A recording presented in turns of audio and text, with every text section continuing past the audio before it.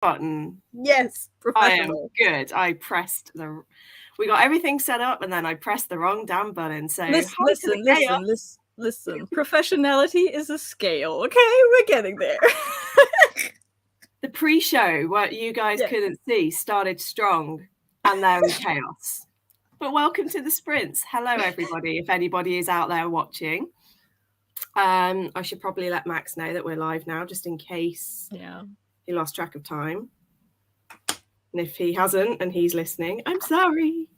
But also hi. There we go.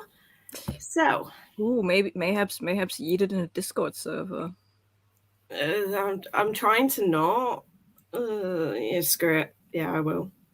Why not? You have the audience. Use it. Because that's for Adventure-a-thon. I'm trying to not use Adventure-a-thon for K-Beth bookish stuff. But it's fine. Your readathon, though. You can do whatever the fuck you want.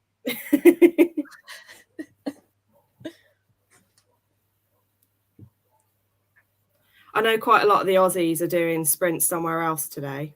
I love the fact that I just got the notification from YouTube. Yes, hi, I would like to attend the stream I'm on.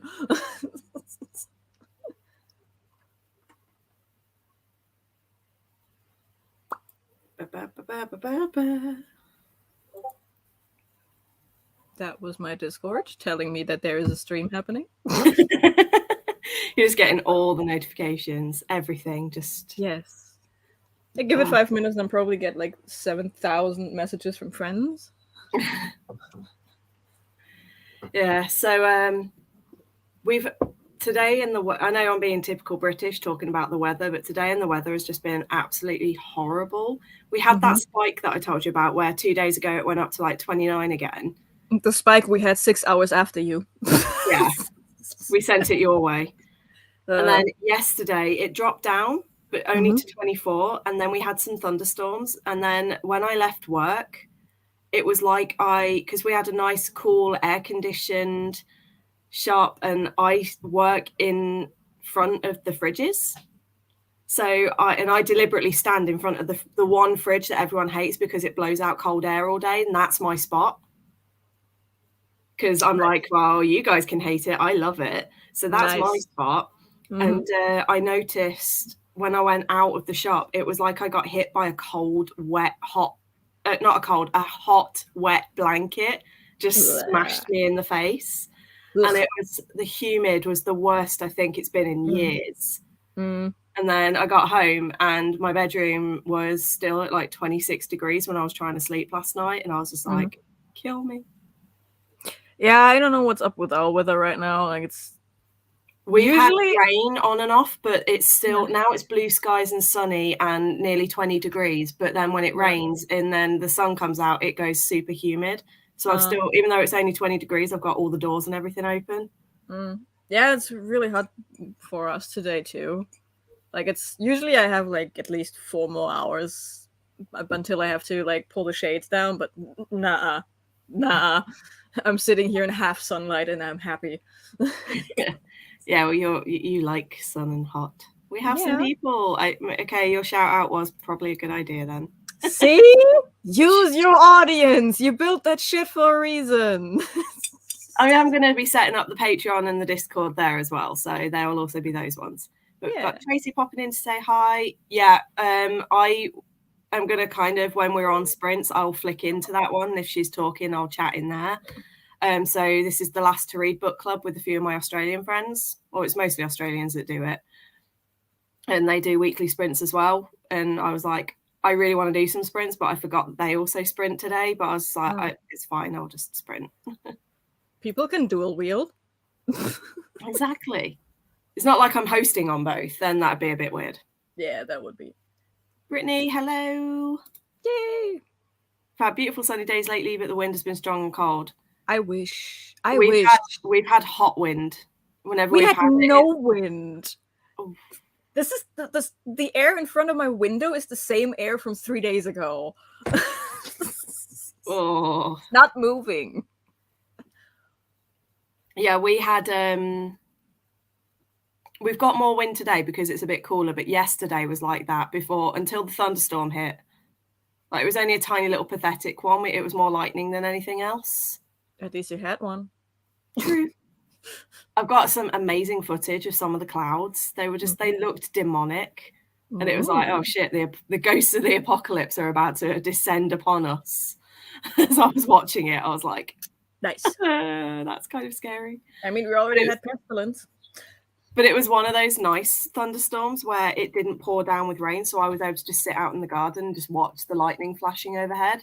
And then it kind of started to get a little bit too flashy. And I was like, I think I now need to go indoors. Yeah, the moment you realize this is the weather people get hit by lightning.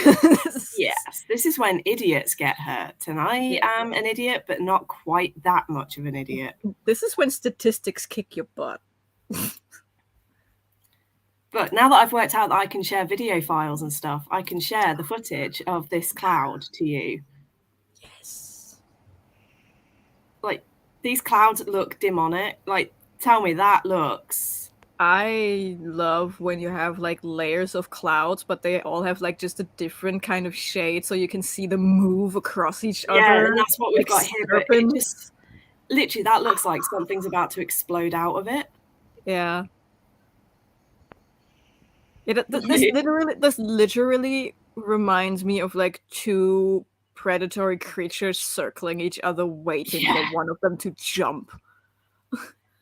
But I was like, yes. And it just looked so pretty. And I filmed it partly because it was so atmospheric and it gave me an idea for one of my novels. But secondly, I think it's going to be really interesting to try and recreate that when I get back into my painting. It'll be nice to see if I can create that kind of effect, like the misty, thready effect. Some not so happy little clouds. Yeah, sorry, Bob Ross. We don't do happy little here. We do big dramatic. Looking forward to more info on the next round of the readathon. Yes, we have been plotting. We have been scheming. Listen, I have inside information, and I know this information is not set in stone, yet I am already planning my TBR. Knowing full well it will change before the month even starts, breaking my own record of changing my TBR 2 days into it. The readathon. Yeah, well, on the wrap-up video, I did announce the 7 new pathways. I know, I've seen it. I'll see if I can remember them in alphabetical order. We've got blacksmith, inventor, necromancer, minstrel. Minstrel comes before necromancer. Whatever, they're close enough. Yeah. I mean, they're right next to each other. I nearly said pirate then. It's like, no, that was the wrong round. No. Warlock is the last one. Yeah. Seer. Spy. There you go. Okay. I did remember them. Honestly, the final one, the first round, I always missed off one, and usually it was merchant. Yeah. It was Holy Warrior. Every single time I went through the list, my brain just left out Holy Warrior, and I was like, oh. I completely ignored the Sovereign because I'm used to it being called Royals. Yeah. So I was like, well, because the Merchant is so different from what you usually get as like character options that was like exotic enough to stay in my mind. That's what I tried to do, is have like a really good mix of like townsy folk as well as the big hero adventurers. Yeah. And the Holy Warrior stayed in my mind because usually you get like priest, you get cleric, but Holy Warrior, I just imagined someone in like the World of Warcraft paladin armor. That's basically, and the image that I used for it was basically that. Yeah, and as soon as I have an image in my mind for any kind of term, it stays. Like, to this day, I know what the orange juice is called in Spanish because I just imagine a sumo warrior, but it's a carton of orange juice with sumo de naranja, and I'm like, yes, sumo orange juice. Oh wait, sumo's wear the big nappies, so it's like a carton of orange juice wearing one of the sumo outfits. That's literally what I have in my mind. That's amazing. Yeah. Hey y'all! I did get a message saying that she was just popping in to say hi. We have a Max too. The urge to. My art is cool. Your art is amazing, Max. Honest to God, because where Ren's been on holiday, Max and Ren normally on a Thursday, that's like their day. So I said to Max, how about we have a day for Ren? And he was showing me some of his artwork, like when he was reading Soul Eater, he was like doing art based off it. Holy shit, dude. I need to get him to send me them so I can show you them, because oh my God, they're incredible. Just Max! I was like, you could literally sell this and people would buy it, because he's done like artwork and then he's got like bits of text and stuff all around it, and it just looks incredible. Max, I want to see your art. Please send. I said to Max, like, we need to do a video call one day with you, me, him, and Ren. Yeah. And I think it's just going to be incredible. We're not going to achieve anything in that call, but it's going to be the most fun we ever had. It's like, here are my favorite people on the planet, all in one room. And then I've also got, like, at work, I've got a slight problem. So, you know, the place that I'm working at is where I'm training, and eventually I'm moving to a different store. The two that I've really bonded with, to the point that yesterday one of them just kept hugging me and has decided that I'm now one of her work wives, and she's going to come to a couple of things outside of work with me in the future. There's her and another guy that I get on really well with, and they're the only two that I will never work with when I go to my store, because they're not going to be in that store. No. And yet they're the two that I've never had a friendship build like this with colleagues in the past. And I'm now actually contemplating asking to stay permanently in that store. Because I'm just like, I've settled here. And I knew that was going to happen, because I even said to the trainer, I was like, I'm a bit concerned about the fact that I'm now going to be here for 3 months instead of 2 weeks, because then I'm not going to want to leave. And hey, presto, I'm so used to the people at that store that I'm really settled there, and I now don't want to move. So I'm going to ask the area manager and be like, look, 2 people have left the Lichfield store since I started, so I know you've got gaps for new staff. I'm already training. I'm already trained. Can you just hire someone new for Tamworth and I stay in Lichfield? Ooh, that's actually, like, it sounds really good. Like, this sounds like a no-brainer. Yeah, but they might get a bit arsey, because, you know, they hired me for the Tamworth store and it means changing their paperwork. And but we'll see what happens. And sorry, my voice has gone really croaky. I wasn't very well last week and I'm still kind of suffering a bit. If it gets too rough, I'm just going to switch into pterodactyl mode. It's fine. Yeah, you do better than me. But yeah, so yeah, on the one side, it's absolutely incredible because I've got such a strong bond building with them. But on the other side, I'm like, damn it, I now don't want to leave. Already looking at Spy and hoping I can do the prompts without thrillers. I don't think I've got any thriller prompts in there for Spy yet. No. It's all very, very objective. Like, it would fit. A lot of the prompts of thrillers fit with the prompts of that we have so far. But I think Necromancer or Warlock is the only one where I've got an actual, like, reader-specific thing. A specific genre, yeah. Even then, I don't think so. I think it's our Halloween special.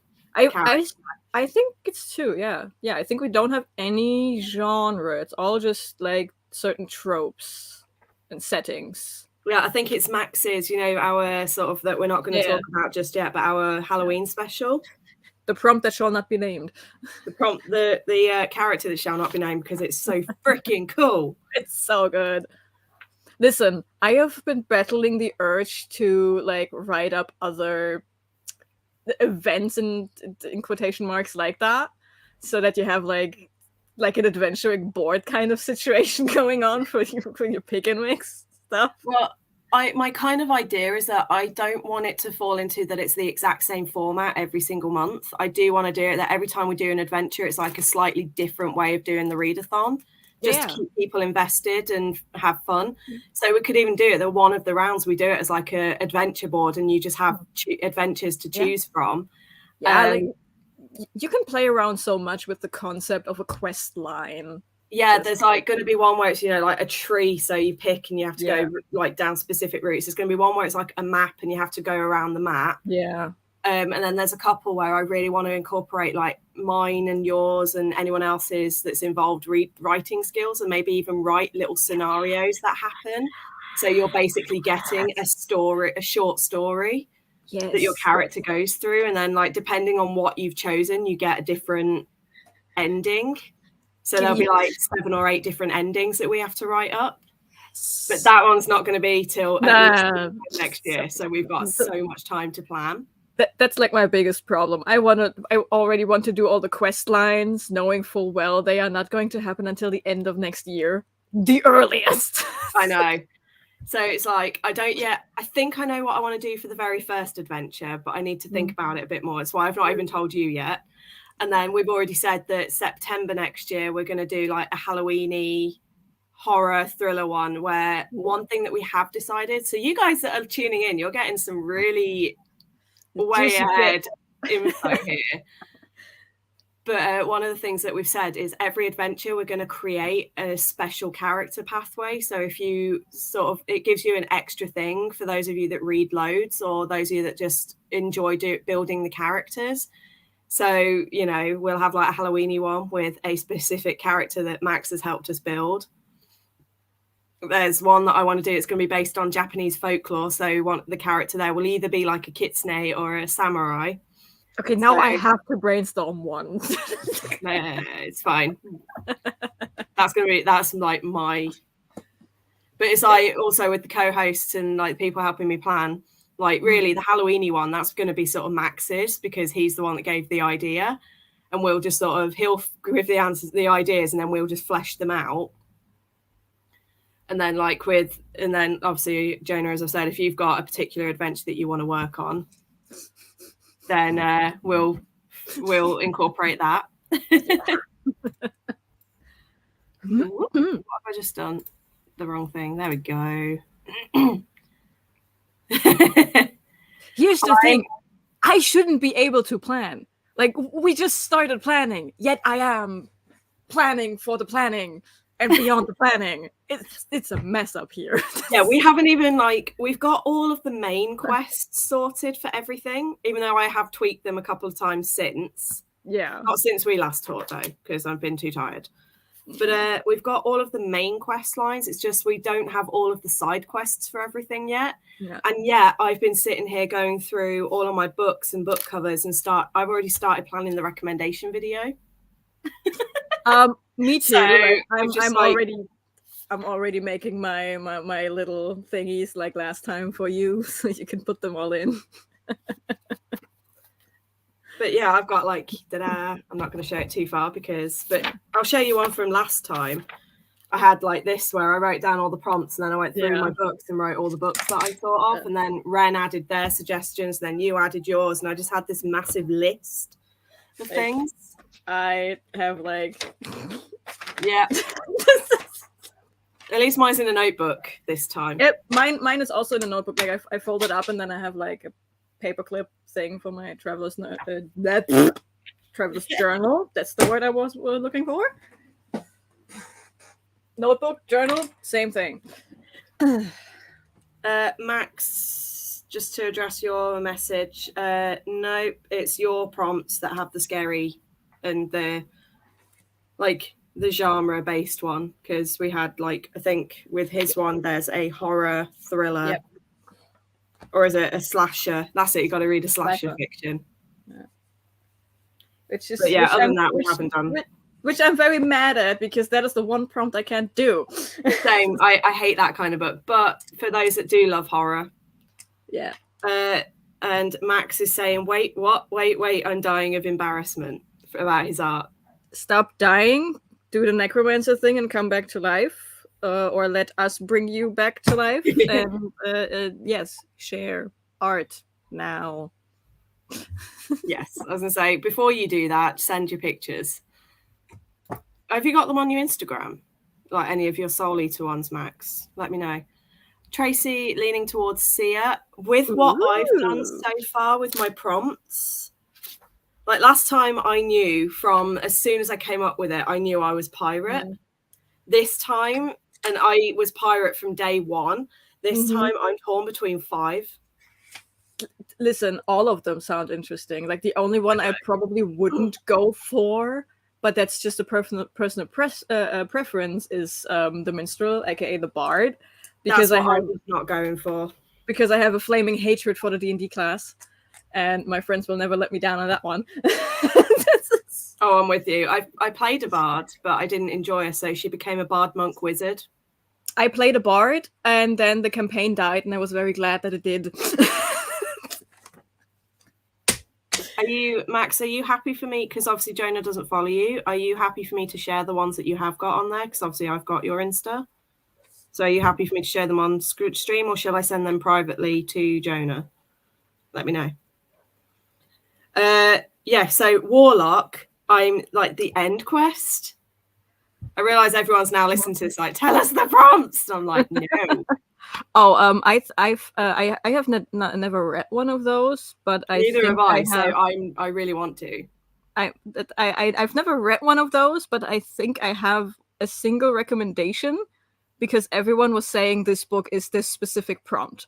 Ooh, so I can send you that one. But yeah, I think I'm mostly going for seer, necromancer, inventor, and blacksmith. They're like my 4 that I'm really torn between. And then if I really, really had to choose, I think it would be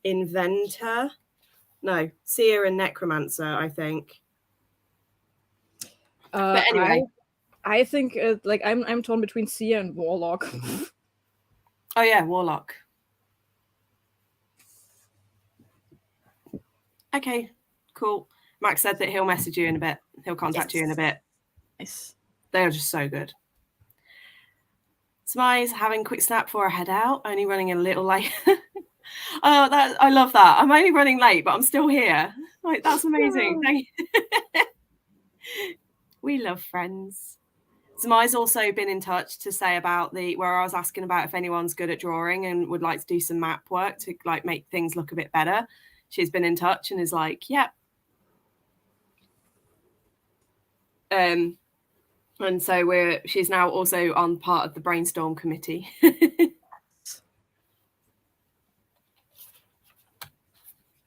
But Brittany likes mysteries and thrillers. Like mysteries, but thrillers and thriller tropes aren't my favorite. Same. I don't mind some movies that are thrillers. Like I've watched a couple of really good ones, but in general, I'm not a thriller. Unpopular opinion, I think thriller works better as a TV show. Yeah. Specifically the ones that have a single case over a whole season. Yeah. Because a single episode is too fast. And a movie is also too fast, and the book is too slow. Yeah. I think it has to be a season, like a 10-episode season of a TV show. That's the perfect pacing for a thriller if they nail it. Yeah. No, Tracy, we will not, because we don't know them. I just, what did I say? I was like, I bet people are watching this going, give us the prompts. And then literally Tracy pops up. Tell us the prompts. Patience is a virtue. A virtue I do not possess. Something I will do now, as like a little, because we are talking and being a bit mean, I will say a couple of the prompts, but I'm not going to tell you which they're from, and it'll be prompts that aren't immediately obvious as to which they're from.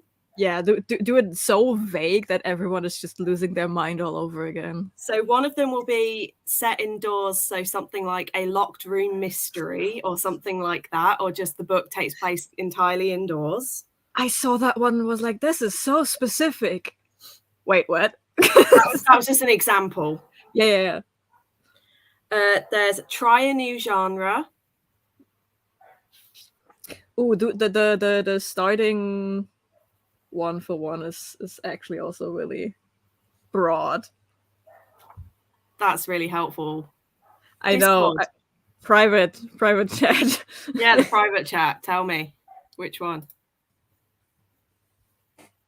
Oh, right, okay.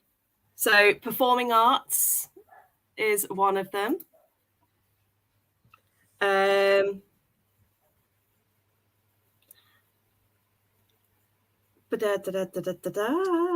Ooh. Trying to think. Right. Audio book, that'll be a prompt. As is a translated book.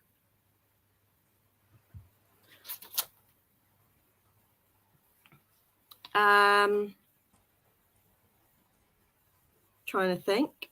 Can't type fast enough. I have to type around my mic right now, and I can't see shit.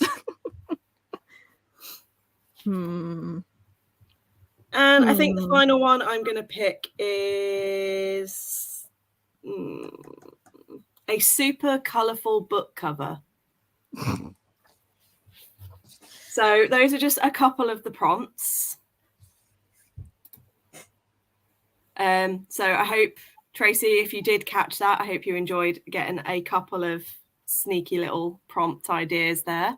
And again, I'm already building a TBR for all of those. And like I said, definitely it is I haven't told you where they belong because they could belong to any of them.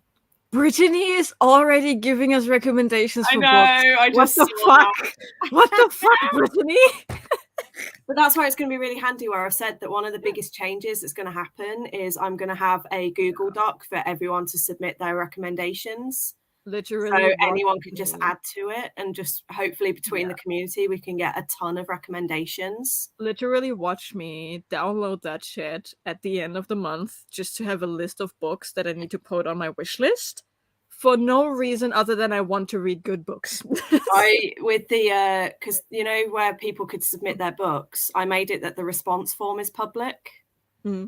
And I've been doing the same when I was compiling the stats. I was like, there are so many books here that I'm now really curious about. Yeah, I mean, there are a lot of prompts where I A, don't have a book for, or B, just am very interested in having a larger stockpile, again, with the one specific prompt. Yeah.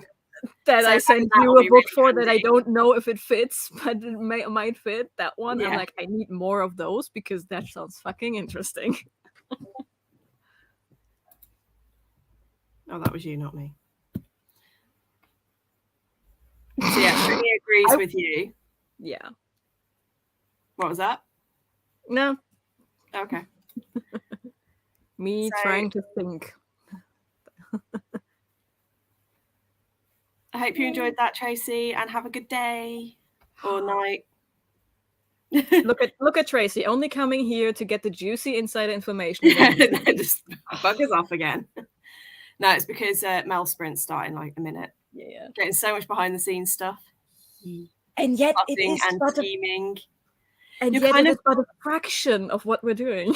As I say, you're getting a lot of behind the scenes stuff, but kind of not really getting much at all because we're giving stuff away without giving stuff away. I love the fact that makes sense. I love the fact that all of this is so context heavy. Like if you don't have the context, you just don't get it. What are these people talking about? Yeah. I just made someone happy. Yeah. Performance Arts, Iris Kelly doesn't say. Has that come out yet? Wait, no. Yeah, because that's the third in the Delilah Green series, isn't it? I was just assaulted by my vest. Wow. Performing Arts, that is that one. I'm going to write that down. Actually, no. No, I'm not going to write that down because I will let you write that down when the form goes live. Make them work. Use your audience. Yay. I've got a few. I have to actually look for a colorful cover because I'm one of those people who reads a specific genre. So now everything on my shelves is either completely white or completely black. See, I've got like that's dark, but then I've also got that's super colorful. Yeah. I don't. Well, actually, the book that I used when I decided that was this one, Seven Moons of Mali Almeida. I was like, well, that's pretty damn colourful. It is. It is. And that's what gave me the idea for that prompt. I have to really go on a scavenger hunt for a cover like that. Yeah, because also all my covers are like really, really muted. And you said super colorful, so I'm like, okay, this can't be like it has to be like filter on the cover. It has to be in your face. Yeah, like if the cover was on the shelf, you would go, whoa. Yeah. But I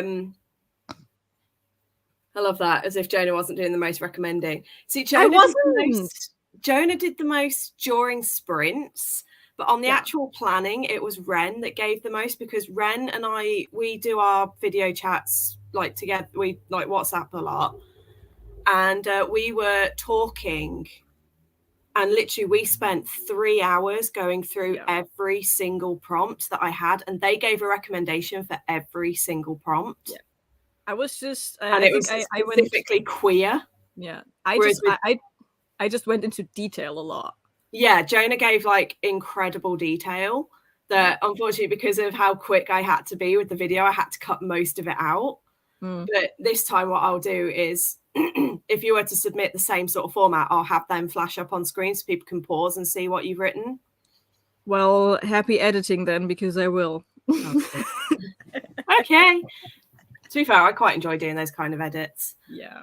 I mean, I give them to you, like you literally just have to crop them and then put them on. Yeah, that's fine. Like, it's literally nothing you have to type up or design or anything. Yeah. Oh, speaking of, do you prefer the dark background or should I put the light mode on? I prefer dark. Okay. Because my dyslexia doesn't like black writing on white background at all.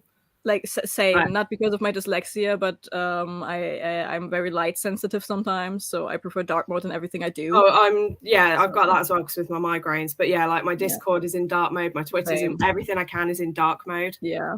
Okay. Then I will stick with that, but I forgot to ask last time because I know people who prefer light mode because otherwise they can't read. So. But yeah, so Jona mostly recommended, it was the books that I got to the point I was like, I cannot find any more books to fit these prompts, and I was really struggling. So Jona and Charlotte got sent those prompts, and that's where I sent Jona half of them that I was struggling with, and Charlotte got the other half so that I didn't have too many crossovers, and I got a good variety of people recommending books across all of them. So yeah. I felt so bad not finding anything with an arrow on the cover. You know, I spent ages doing that. And then when I was going through my books, I literally picked up one and I was like, both Ren and I had it on our shelves and we both missed it. Oh. And it was the Boneless Mercies, I think it's called. Okay. And it's literally got an arrow going through the word. No. And I was like, wow. Kind of, yeah. Wow, yeah. April. I'm just wanting to check the book name. I love that Tracy wanted to leave. Yeah, the Boneless Mercies. Here. Tracy, go! Unless you've already started sprinting. Save some books, especially because they might fit readathon prompts. Yeah, I've done that in the past. Same! Like, you sent me the stuff to brainstorm, and I was like, okay, can't read that next month, can't read that next month. Oh god, Aurelium will be a pain in the butt. Yeah. I need to decide on a path ASAP so I know what I can read next month. And then That's brilliant.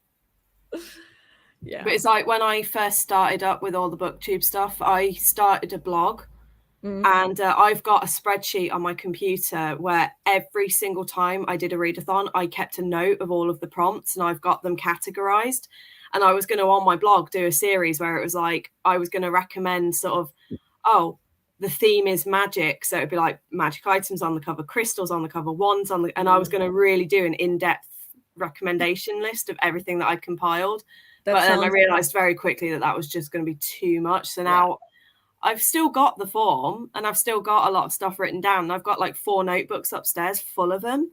So at some point I would like to compile that all in. So, and just maybe release it as a doc that anyone can access. and even add to. It sounds amazing, but it also sounds like the amount of work Yeah. that I would flat out refuse doing. Not because I don't want to, but because my executive dysfunction is like, nah. Also, my ADHD kind of got halfway through it and then was like, we've lost steam for this now. We want to do something more exciting. This is getting too repetitive. And then I was like, damn it. It takes too long.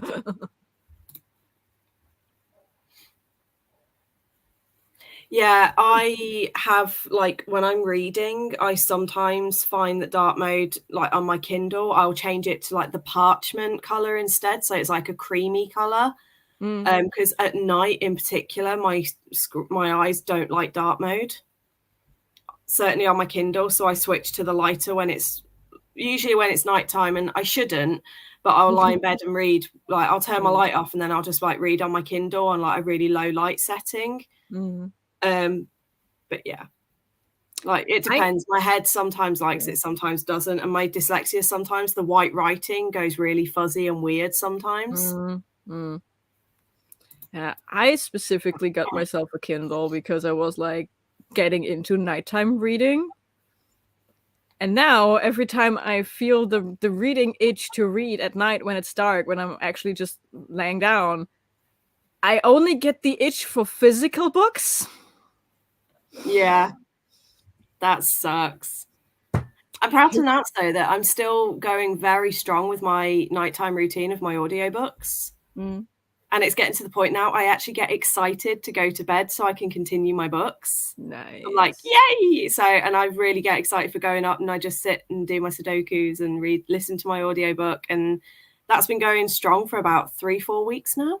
Nice. So it's like, holy crap, do I have a routine? Do I dare say it? I mean, after 21 days, science says 21 days. Yeah. It's been a couple of nights. Like last night, I was just too tired. Because I started a book on my Kindle when I was on my way to work, and I was absolutely loving it. So I wanted to keep reading it. And I lay in bed, I read 2 pages and I fell asleep because I was just so, I'd been on the go for 18 hours by that point. You just went into dark mode there. The clouds. You just went into dark mode there with the clouds. It's ridiculous. My camera is awful. I need to invest in a webcam at some point, a decent one. Right. Anyway, shall we get some? Well, first of all, what are you planning on reading today? If anything. For once, yes. I'm going to read. I'm reading the audiobook. I'm listening to the audiobook of The Lies of Locke Lamora. Because this chunky bastard just doesn't want to get done. Also, let us know in the comments what you're reading if you are still here and going to read. Yeah, and I'm going to listen to that because I need to fold my laundry that is staring at me passive-aggressively, begging me to fold it for days now. So I'm going to do that. And my physical read is Heartsick by Chelsea Kane, which is a thriller. Love her. It's a reread from 2004. I'm 100 pages in, and so far we have not met any scenes that wouldn't hold up to things. Like, we haven't been cringed yet. Oh wow! Except like one character has like hot pink hair, and everyone's like, "Oh, you're so weird," and I'm like, "Okay, I can let that slide." I mean, 2004. It's only been in the last like 5-6 years that having big, bold, bright colors is normal. Yeah. It used to be if you dyed your hair those colors, you were a freak. Yeah, but that's like the thing. So I'm expecting, like, if you have a character with such prominent hair, you're like, oh, okay, everyone's going to dunk on her. And it's like, no, people just throw her a weird look and then they move on with their life. Yeah, we're not in high school anymore, bitches. Yeah. So I'm actually quite impressed that 100 of these 400 pages so far have not yielded any cringe or any problematic speech patterns. That's good. Yeah. I've got 2 books. Like I as with every single time, I have books prepared, but I'm probably going to end up not reading at all because I am also going to be working on some readathon stuff while I'm doing it and working out some new prompts and things. But I've got the Bone Spindle that I started on my way home from work the other day, and I got like 50 pages in half an hour because it was just really quick and easy. and it's like a YA retelling mix of Sleeping Beauty and like the huntsman from Snow White. Ooh. And it's all genderqueer as well, because it's like Briar Rose is the prince, not the princess, and the huntsman is a woman. Yes. And it's going to also have some sapphic elements in it as well later on, because the huntswoman has just met a witch and was instantly like, ooh. Ooh. So this one's actually like really good. It's quite fun, and there's a lot of like banter between the two because they don't quite trust each other yet. Mm-hmm. So I don't know if it's Fi or Fee. It's Fi, and I've heard it pronounced both ways. One series I read it was Fi, another one it was Fee, as in like Fiona, or this one's Filore. So I'm going to say it's Fee. I would go with that as well. But it is quite funny because Fee and Shane just do not get on, so they're always like snarky with each other, and it's just really funny. I was having a good time with it, and I got to use one of my new bookmarks because I got this bookmark. It's a nice bookmark. So there's that one. There was a pack of 3 that I ordered. This one. Ooh. And this one. Shrooms. Yes. I'm too much of a goblin to not like shrooms. I don't like eating them. But I like them as a visual piece. Same. I cannot understand why people would willingly eat fungus. I'm just like, I don't get it. Why would you do that? But they are so awesome as an aesthetic. Yeah. As an aesthetic, and they are also very fascinating organisms. Just like you have animals of this kind, you have fish, you have that, you have all of the categories, and then fungus comes in and is like, fuck your categories. I studied mycology a tiny bit at uni. One of my assignments was we had to do a field survey. And it was just so amazing because you find them in the weirdest and wonderfulest of places. I'm the dog walker for my aunt, and we have this wonderful forest around the corner. And every fall, when it gets like super wet and stuff, there are so many kitty. There are so many very interesting and freaky looking like shrooms on trees, on the floor. They are so big sometimes. Yeah. I never touched them, and I never let the dog touch them because I don't know what these things do, but they are freaky. Yes, it's just mushroom wonderland in this forest, and I'm so here for it. And then on my ebook Kindle, I've got a lady's guide to fortune hunting. And I'm just like, it's kind of like a Regency romance thing where she's got 12 weeks to find a rich husband to pay off the debts that her parents left her when they died, to support her and her 4 siblings. And she kind of latches on to this guy who it turns out is an earl, like he's part of an earldom. And then his older brother, who's like the earl, kind of comes out of reclusiveness and goes, I can see what you're doing. And he's like, I'm going to thwart you at every turn. And then inevitably, she and him are going to clash, and it's going to. So I'm only like 3 chapters in, but it's great fun so far. Nice. So yeah, Brittany is reading The Heart of the Mummy by Shane Carroll, part of a fun historical horror action series. I think you've just piqued Jona's interest with that. I'm just trying to make sense of the genres. A historical, I can imagine like The Mummy. As in the films, that would count as historical horror action, I would say. So it's kind of like that kind of blend. Nice. I know one person who will be extraordinarily interested by that one. That's Ren. That is pretty much, they're an archaeologist who loves horror. So I can imagine. And then the texture of eating a mushroom is gross, but I love it. Yes, totally, 1000% agree. I can't even, like, they have a texture that you can't even compare with anything else. Again, because fungus is just a huge middle finger to any other category you have. It's just. And Max is reading Sandman. Yeah. Yes, nice. Nice. First book is Vampire on the Orient Express, and it does what it says on the tin. Okay, but the Orient Express is so boring, and yet you have vampires in it. If you've seen my TBR video, you know vampires is kind of my thing. So that's what Jona's going to be doing, is Googling that. Yes. Right, I've decided we're going to go for an hour for the first sprint, because we always talk for far too long in the first bit, because we're setting up and we're wrapping up and talking about stuff. So we're going to do an hour, if you're up for that. Yep. Oh, God. We have it from the Western Front. Okay, that, on the other hand, has my cowboy heart beating.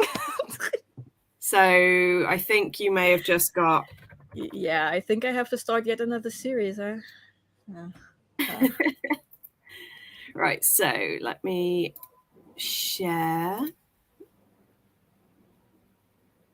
aesthetic Pomodoro. Cool. So happy reading, everybody. See you in 1 hour. And don't forget to hydrate. And if it's early/late enough, don't forget to have lunch or have dinner or just drink and hydrate. And we'll see you in 1 hour.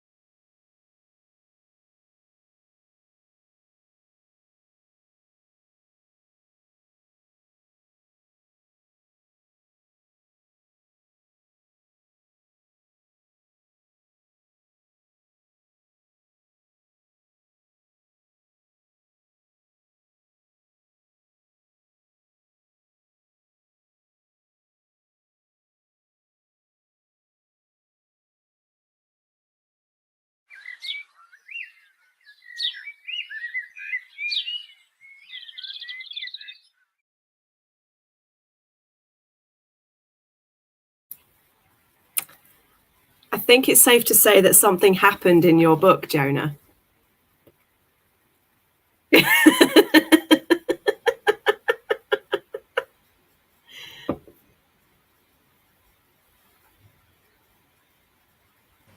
A lot of some things, yes. I was thoroughly entertained. Like, it was 500 pages of, yeah, whatever, okay, cool, we have this problem, we're solving it, we're trying to solve it, shit backfires, but we get out of it anyways. Like 500 pages, bam, bam, bam, bam, bam. And I have reached a plot twist. A massive one that I wasn't expecting. Oh, I love those moments. I hate them, but I love those moments when you think you know what's going on and then bam. Yeah, I was convinced, yes, okay, we have a problem, we have a plan, we execute the plan backfires, okay, cool. I was completely expecting them to improvise a way to get out of it. Okay, cool, they did it. Only to then reveal like a fourth hidden layer of the evil guy's plan. Oh boy. Oh boy. Like, this came out of nowhere, but in a good way. Like, it makes sense. It made sense for this to happen, but oh no. I wasn't the only one that noticed. Yeah, this is one of my friends.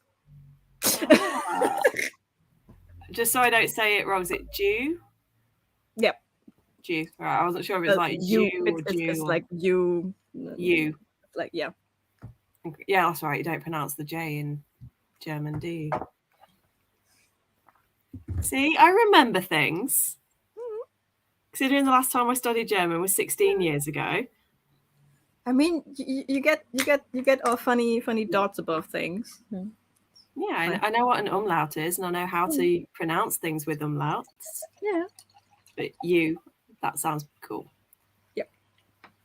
I had a feeling it was someone you knew. I was thoroughly enjoying. Listen, I don't have you. Like, I know. Okay? I don't have a lot of emotions when I read usually, but when they hit, they hit. When they hit, they bulldoze. Oh yeah, definitely. And the thing is, the sprint ended before the situation ended, so you've got even more to come.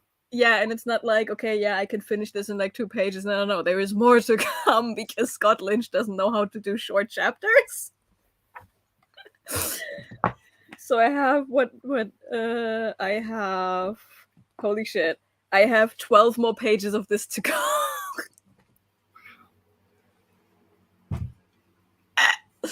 Yes. Wow. Yeah. How was your reading? Mine, I tried to have food and my stomach decided it really doesn't want anything right now. Yeah. So I was like, okay.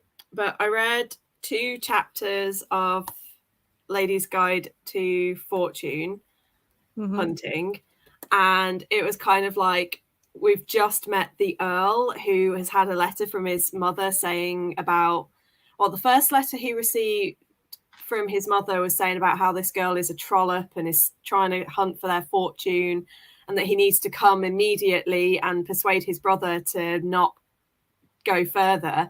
And then he's like, oh, I'm not going to go because she says this every year.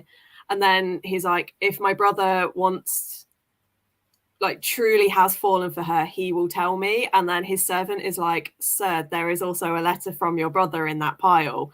And he's like, oh, fuck. Oh, well, yeah. Guess I'm off to London then. And then it was like the first sort of meet. And we had like the first kind of meet between the two, where it was like he immediately, like the last chapter ended with what was it? It says here we go. Radcliffe, leaving the family home for his own lodgings several hours later, felt very certain of 3 facts. Firstly, that his younger brother and entire family were dangerously infatuated with Miss Talbot. Secondly, that Miss Talbot harboured no true romantic attachment to Archie whatsoever beyond a fancy for his wealth. And thirdly, that it would be down to him to scotch the whole affair. And I'm like, yes! Bring it! This is going to be fun. It's kind of just giving me Bridgerton vibes, and I love it. Nice. But then I spent the rest of it, I went upstairs and I found those notebooks I was saying about where I wrote down, like, I've got here, so crime, we've got... So you can see I wrote down all the prompts, and then I've added all the books, and I have got 2 notebooks absolutely stuffed full. So from them and a little bit of research I did into blacksmithing, I've now got a bunch of all of the blacksmith side quests are chosen. Ooh, nice. Oh, I also like, be proud of me. I did one single chore. I actually folded my fucking laundry. That was before the book hit me.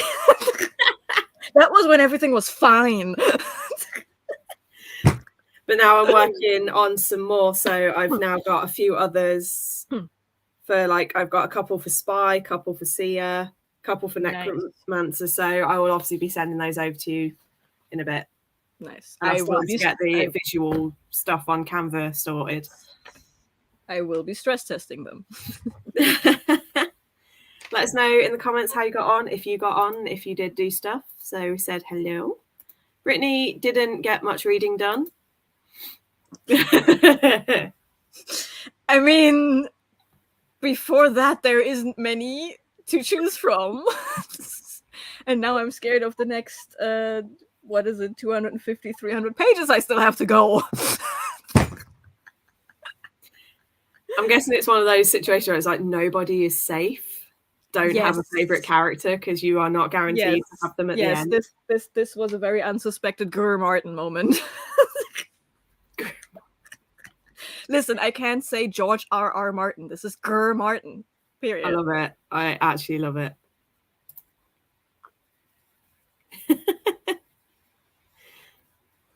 Pretty much. It's going to be fun. I mean, it's going to be kind of predictable and a bit obvious, but at the same time, sometimes you just need that as like a little palate cleanser.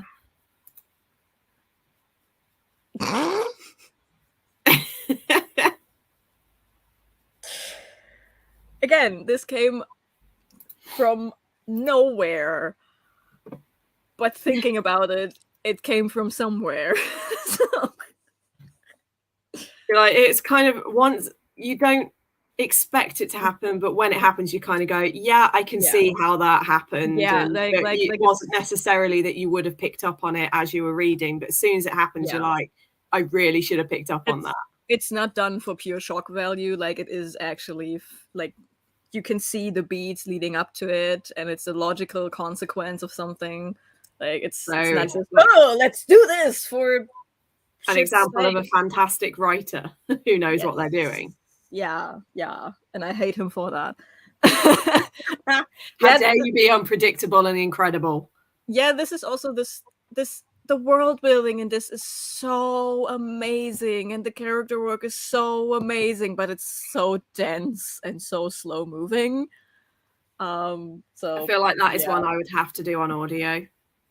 Like, literally, I have read, I believe, like 50% of what I've already read of this book happened without an audiobook, and it was just a pain to get through. And then I found the audiobook and I started listening to the audiobook, and now I'm somewhat flying through it. So the audiobook definitely helps with this one. I've really discovered recently, because it's like I'd barely read any audiobooks for like 2 years.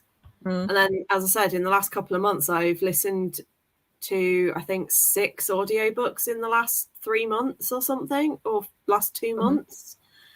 And I'm finding that I'm loving it, and I'm flying through books a lot quicker, and I'm really struggling with physical reading at the moment. So I'm like, maybe I'm just in a bit of I need to listen to audiobooks. But then it's like I can only listen to them at specific times. Like bedtime and when I'm playing video games.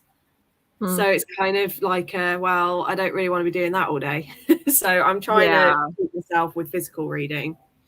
Yeah. Yeah, I like to do this the thing where I listen to the audiobook and read the book at the same time. And my wonderful brain allows me to do that in 2 different languages, because the book I have on hand is the German version, but I'm listening to the English audiobook. So you're trying to like follow it in English and German simultaneously? Yep. It works. Surprisingly, it works. Also, the narration is amazing. Like, shows how fluent you are as well in English to be able to do that. Yeah. I mean, yeah. I don't know how I do it, but I'm glad that it works. Oh, thank God it's not narrated. I was like, I'm going to check who the narrator is, because if it's Joe Jameson, I am screwed. No. But it's not. So I'm like, okay, that's fine.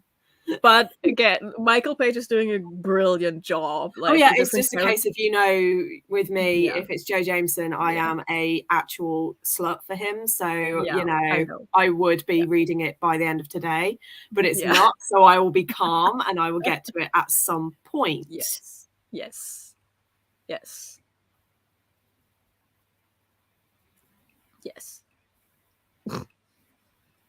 Yeah, that's the one thing that I want to start doing. Like when I do Tyrant's Throne this month, the final Sebastian de Castell Greatcoats book, I'm going to be trying to annotate as I listen. And I feel like that's where I'm going to struggle, because I'm going to be doing other things. And I'm suddenly going to go, oh, I really want to highlight that. So it's like, I might just have to do the audiobook, and then I might have to do a reread and annotate again.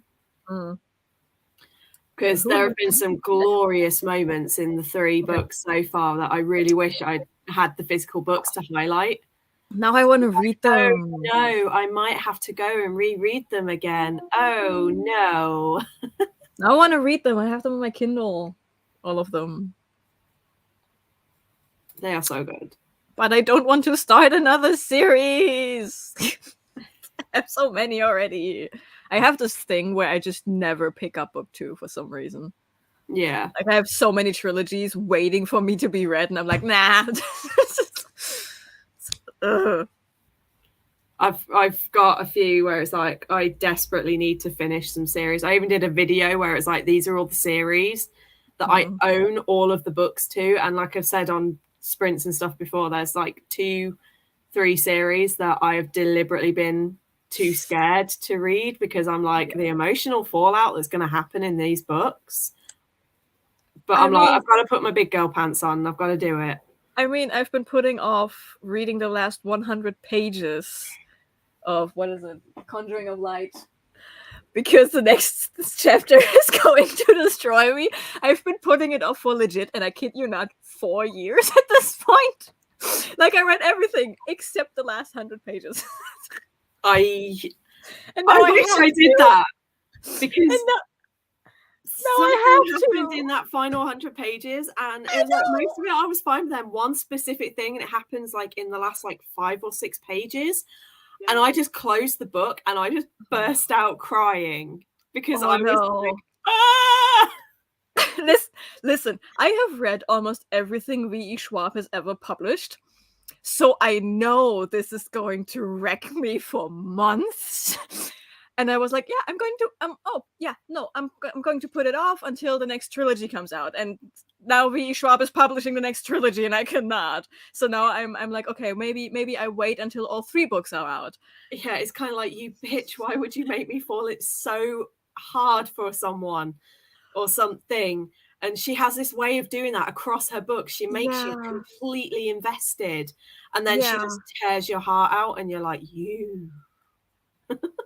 Like, I have the newsletter, and the last newsletter came in, and it's like, yeah, no, I'm so unsure, and all I write is shit. Like, bitch, you know that you have got us, like, by the... You know exactly what you are doing. Yeah. You know exactly what you are doing, and you do it without fail. Really severely with imposter syndrome and anxiety. So I can understand why she says that, but I'm like, you know for a fact that we all we are absolute whores for your work. And the thing is, read everything. Yeah, I'm also I'm a big fan of the fact how open she is with all of that. Like it's very like I've seen posts like about the new newsletter where people are like, yeah, it's like not good, because she herself says in the newsletter, oh, this is a shitty newsletter version because it's not as poetic as the others, and then other people are like, the new newsletter not as poetic as the previous ones, or how I like to call it, the one everyone can relate to. Yeah, the one everyone can actually follow. Yeah, like... It's why I don't like a lot of speculative fictions. Like the one I'm reading, Shadow of the Fox, that series by Julie Kagawa. Mm-hmm. That's the one that I'm listening to on audiobook. And one thing that is actually really starting to piss me off with her writing, she uses so many similes and metaphors. Like 90% of her work is meta. And I've been sat there in the last couple of chapters, I'm like, there are 6 occasions where you have used a simile or metaphor that is completely unnecessary. Ugh, I hate Every single time she described, she like, you know, she was like, oh, the stones were crunching under my feet. That's all we need. Yeah. And she will continue it with, like, walking across sandpaper, and it's like, well, we don't need that. We've got enough of the visual from the crunching of gravel. Yeah. We don't need any kind of extra. And it is 90% of the book is that. And I am starting to get to the point, it's like, I'm loving the story, I am adoring the characters, but I am so fed up with her writing. This is and the overuse of all these metaphors. I'm like, I hated when they do that. In school we had to read The Perfume by Patrick Süskind. And this man starts his book with a 4-page monologue about how stinky Paris is. Is that all you have to do is say Paris stinks like shit? We're done. Yeah, but yeah, he's like, I'm like, okay, maybe like 1 or 2 lines to get your point across, but you don't need to give me 4 pages of this stinks like this, and this stinks like this, and this stinks like this. And I'm like, we get it. It's Paris 200 years ago, and we are on a fish market. I get it. It smells. Yeah, so it's why I don't like what I call flowery writing too much. I don't mind the odd, like Alex E. Harrow, I love her writing because she has that perfect mix. Like 10,000 Doors of January was just so beautifully written because she had some of that floaty, flowery sort of metaphorical language, but then she had really solid, emotional, just standard writing, and it was a beautiful, perfect mix. That's the thing. I don't hate it when it happens. Just as long as it's not done too much. It's a balance you have to keep. Yeah. And Julie Kagawa does not have a balance. My brain decided this year I cannot retain information. Oh, that's me normally. I've been struggling, but then in the last couple of months, all of a sudden it's like my brain has gone, hello. I think what's helping is the fact that I've been watching a lot of foreign TV with like my K-dramas and stuff. So I'm having to sort of sit and pay attention to it. And because normally when I watch TV, I only half pay attention. I'll be on my phone or I'll be doing work and I'll just have it on in the background. And that's how I tended to be with audiobooks. So I'd struggle to retain because I'd be doing other things. But with watching K-dramas where you have to sit and watch to follow what's happening and read the subtitles, I think that's then helped me with my audiobooks. Because I'm now like, right, I need to sit and focus and pay attention. So that's why I've got my very set things that I will only do when I'm doing my audiobooks. Annotate as I go, pause and add it to the book. Yeah, my problem is like I'll be upstairs and I'll leave the book downstairs. So then I'll go downstairs, get the book, bring it upstairs. Then I've got to do the annotation. And then the next day I'll be downstairs and be like, shit, I left my book upstairs. Or I'll be at work listening to it and be like, crap, I left my book at home. And I'm just like, nah. So I'm going to see how it goes. I'm going to choose probably not Tyrant's Throne. I'll probably choose a different book to do that with. Like I've got Spellslinger, which is a reread for me, and I'll be listening to it. So, and that is also Joe Jameson. So I'm like, maybe I'll use that as like my test to see how I get on with narrating. I have rice in my hair. That's probably from yesterday. That'll be from work. Like, oh shit. joys of working in a sushi bar. Yeah, I'll see how it goes, but I got a feeling I might struggle. Yeah. Listen, there are 2 books on this planet, 3 books on this planet that have made me cry so far. One of them was The Invisible Life of Eddie LaRue, and to this day, I don't know if it was sad tears or happy tears. Okay. I think for me, it wasn't either. It was just, I think, because I understand where people's criticisms are for that book. Yeah, totally. Don't get me wrong. Totally. But the way it ended, and with like Henry and the book and all of that, I just thought it was so beautiful. Yeah. It's like it reminded me of the film The Age of Adeline, and that is a film that at the end I sit there and I just want to cry, but I don't really know why. It's just beautiful. The Invisible Life of Eddie LaRue specifically hit places I didn't know I had. So, yes. But yeah, I get the criticism about the book. I get why people don't like it, and I didn't like the switch of the POV in the middle of the book. I hated that when it was suddenly like, oh, and now it's Henry's story, and I don't really care about him. Yeah, no. But Addie's story with the whole, like, no matter how, like, you leave little impacts everywhere you go, and you might not even realize what footprints and fingerprints you're leaving. I'm just like, oh. Yeah, I didn't mind the POV change to Henry because like Henry also hit places. It did, but I just felt the pace of the book changed a bit too much for me. Yeah. And it came at a really weird point in the book. It was just like, boom, Henry. And it was like, wait, what? Yeah. But also, like, I just in general, people, I am not someone who preaches stuff like you have to read this book, except when it is Promise of Blood by Brian McClellan. You all should really read this book. But I'm not someone who's like, I don't accept criticism of my favorite book. I don't accept criticism of my favorite author, because humans are flawed and so is their work. Yeah. So when I know exactly what the most like mentioned points of criticism with V.E. Schwab's writing are, and I can see that 100%. Yeah. But I still like those points. So but I was gonna say, I still like a lot of people with Dark Shades of Magic. I think the biggest criticism I've ever seen is that it's too basic for an adult fantasy and that it reads more like YA. And I'm like, I love that we've got a YA style plot and writing style.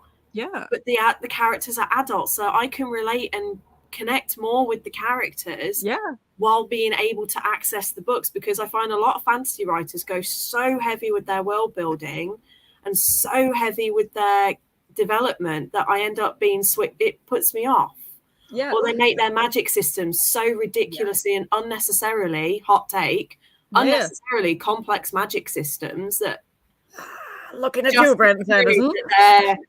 It's like, oh, I must show that I'm a fantasy writer by making all my place names and magic systems and everything completely.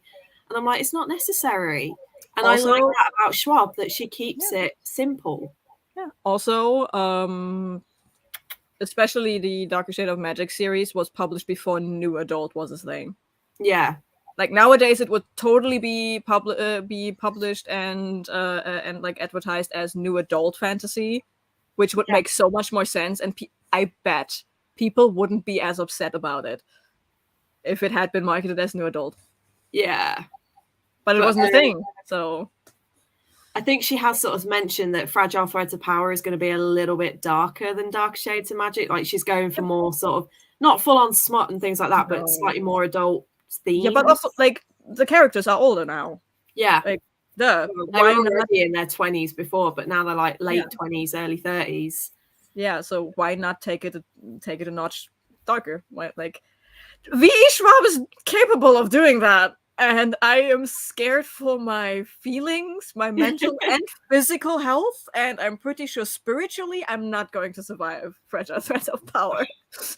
Oh wait, I've got 3 different versions on pre-order. Oh wow. I stay away from that because I the thing is, I have the original trilogy in German, so I am obligated to wait for the second trilogy to come out in German. And I pray to every eldritch entity out there in the universe who wants to listen that we get white and red covers and Yeah, not have you this seen the UK neon cover? shit. Oh. Like, I am so glad that everyone else besides the original publisher decided to go with the actual color scheme of V. Schwab books. Like what the fuck are those neon Green, AI generated covers? Like, they're awful, like green and blue and teal. the Like, first no. one especially Yeah. is so ugly in this I know. boring I was like, ew, what is color. with those colors? Ugh. Also, the reskin, like the republishing covers, are also so fucking ugly. Like, I'm like, no. You tweeted that you got the box set for the other three, and I'm like, good on you getting the old covers. Like, When they so announced the ugly. UK cover, I just like sigh of relief, like, oh, thank Mm. God they're sticking with the original color scheme. It's like, oh, Orbit knows what's up. Orbit have got us. Listen, I'm not one to write an angry customer email, but if the German publisher is not sticking to the original color theme, I will. I will bully them into publishing the books with the correct cover. Just go and hold them to ransom. Yeah. So Sea Drop. Yeah, hopefully. I really hope it does help. I'm definitely, well, obviously I'm UK, so I'd get the UK cover anyway, but absolutely UK over US. Yeah. Still, but there's only one book of Schwab's that I've not really enjoyed. Which was? Vengeful. Same. I loved Vicious. I loved it. But the second book, I didn't like the new character that she brought in. I didn't really see why she needed to be there. And they spent too much time with her. The whole thing of the story was Victor and... Here's the thing. Eli. It was like they were, and then suddenly it was like they were minor characters. And I was just no. Here's the thing. Because Vengeful was like this ginormous rewrite that almost broke V.E. Schwab. Remember that? Were you around for that? Ooh, I think that was before I got into her writing. Okay, listen, that was when I got into V.E. Schwab. So the whole story is she finished the book, like she always does. Her imposter syndrome, blah blah blah. But she was on schedule. She sent it to her editor, and the editor says, "We cannot publish this." So she had to rewrite this whole thing. I believe she had to rewrite it twice. And at that point, they were happy with it. Yeah, but until the editor says, "Okay, we can work with this," or the publisher said, "We can work with this." And at that point, Victorious, the third book, was on a 50-50 chance of happening. And if you think about it, Vengeful reads like two different books stuffed into one cover. So she basically had to like write what she would have done for the third book. So I think she pushed two books into one, and then she got confirmation for Victorious. So now she's got to try and I just didn't like the pace. I really hated the whole new character, and that it suddenly introduced this massive cast of characters, and it was like, what? And I think the first book was perfect it had a perfect balance of everything. Then the second book was just like, Eli was absolutely done dirty in the second book. Yeah, like, but think about the whole serial killer subplot that is there for like 3 pages. Yeah, it was like you just said that, and I critical at the end. Yeah, and it's like super critical for what happens at the end of the book, right? And I'm pretty sure that is the whole setup for the third book. But I think because of this whole rewrite bullshit that went on behind the scenes, I'm pretty sure that it was originally planned as 2 books, one focusing on that new character, and the other book focusing on Eli and Victor somehow being wrapped up in the same serial killer hunting case somehow. That's what I thought was going to happen, was that those two were going to end up working together to take down the new character, and it just did not go that way at all. Maybe that was in the original. Yeah, or like in the first book, that they are not necessarily working together, but like from 2 different angles, and they just happen to end up at the same goal, and then the whole thing happens. Yeah. So like, I'm like, this is a good book if you think about it as being two different books done dirty. Especially because wasn't it at that point that she switched to a different publisher because she was like, I don't want to work with that publisher anymore because they were basically controlling what her story was. Because I do remember she said that there were a couple of books where she ended up, the book that got published wasn't what she wanted from that book. So maybe that must have been one of them. Might actually be. Yeah, so I'm like so mad about Vengeful, not because Vengeful is a bad book. I'm just thinking Vengeful could have been so much more, especially because they are now expanding the universe of these books with the comics and whatnot. And I'm like, this would have worked so good as a standalone novel in the same universe. And this could have been the story of the fucking book. Yeah, that was my thing. Is like for V.E. Schwab. Like you said, it was a perfectly good book, but as a follow-up and a direct sequel to Vicious, it just completely fell flat, unfortunately, and it just didn't work. But also, I love you here. I love the deep lore with no context, having read none of these books. If you want to read the books, and this is a call out, I have a stack of them right there. Right there. Mine are all upstairs because I'm in the middle of a Dark Shades reread. Yeah. Oh wait, no. Hang on. But hang on. Yay! I just sent a pile of books flying. Yes. I mean, isn't that the usual on screen? And my bookmark that I have for it. Damn it, it's reversed. Yes. No, I can read it. Oh. It's fine. Yes. So I even have a Darker Shades bookmark for my Darker Shades books. Yeah, I literally have. I love it because V.E. Schwab is like, get me phrases to write in my handwriting, and I'm screenshotting everything, every single quote people want. Oh, I want to get a couple of quotes from her. Yeah. Hi, Liv. Welcome. Is it not like super late for you? Isn't it like 9-10 p.m. for you by now? Or maybe even 11 p.m. for you because she's Australia. It's like Ren at the minute is like 12 hours ahead of me, and it's just been really, really, really hard to keep track of each other. I think we've managed to speak for like 5 minutes a day so far. Yeah. Because they're like, I'm going to bed, and I'm like, I'm going to work. Happy lunch, dinner, breakfast, time zone. Like, at least normally it's 8.5, so that's not too bad. And then in winter we're 10.5. Yeah.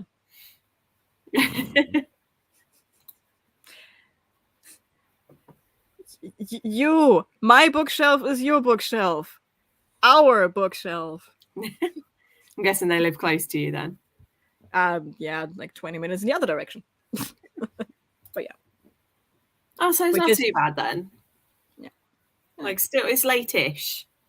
Although for me, that is usually like nowadays, that used to be like my early evening. Because when I used to not get to bed till 3-4 a.m. But these days, if I get to 1 a.m., I'm absolutely dead. Yeah, I'm starting to. Like, I got to 1:15 the other day, and I looked at my phone, and I was like, no wonder I feel like I'm about to die. Yeah, I'm starting to decline rapidly at around midnight. Yeah. And I've gotten better at actually going to bed when I'm tired. So who would have thought having a job that requires me waking up at 6 would actually help me get a semi-decent sleeping pattern? Huh. Who would have thunk? I wonder. Who would have thunken? Right, shall we do another sprint? Because I also am keeping an eye on times because similarly to the last sprints, I have Formula 1 this afternoon. Sure. Send me back into the traumatic plot twist. I'm going to go back to my planning, and then I've got my race this afternoon. So you guys can watch me freak out over that again. Oh no, I'm going to listen to this plot twist while I'm making myself lunch. Maybe don't use knives. I'm not going to use knives, but I'm going to probably use my non-existent tears. A little bit of salt sprinkled on. Liv, are you going to be reading, or are you just sort of tuning in for the chats and talks? And if you are reading, and if you're planning on doing some reading, let us know what you're going to be reading. I'm going to continue with my planning of the prompts for next round, and then I'm probably going to try and do another chapter or two of the Lady's Guide to Fortune. Nice. Because it is quite fun. It's very different to what I normally read, so I'm like, this is awesome. Nice. I've read a couple set in like Regency Victorian period in the last year, and I've really enjoyed them, whereas historically I've hated them. So, right, I'm going to do 45 this time. Okay. I'm scared. I'm so scared. I'm scared. I don't want to do it. Yeah.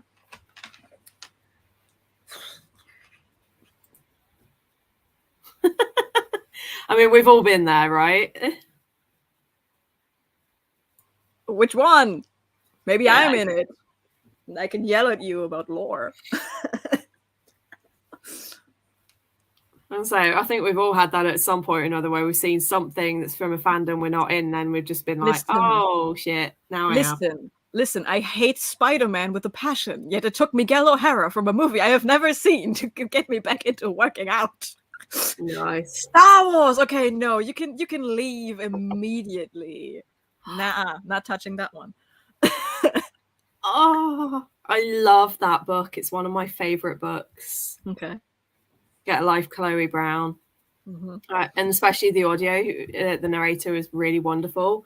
And I'm still salty that they changed the narrator for the other two books, because I just felt that the second narrator was nowhere near as good as the first. But people complained that she sounded like an old lady and that she didn't fit. And I was like, she sounded perfect. She sounded like a stuck-up rich snob, which is basically what Chloe is. Is this the audiobook version of they changed the format of the book series? A little bit. Halfway through. Like, they wanted to have a younger sounding voice actress, but I'm like, but the first one was amazing and much better at expressing emotion. Well, if you do read, let us know. But otherwise, if you do decide to go to bed or get some sleep, then have a good night and have a great rest. Star Wars, I am not in that universe at all. If John made you do that, say him fuck off. I've had like moments where I've kind of been intrigued, like when I saw about Kylo, and like I was like intrigued by that idea of two heroes having a villainous child. I was like, maybe, but then I was like, that means I've just got to watch everything again, and I just never got into it. That's a perfect analogy. Oh, hi, Sash. How you doing?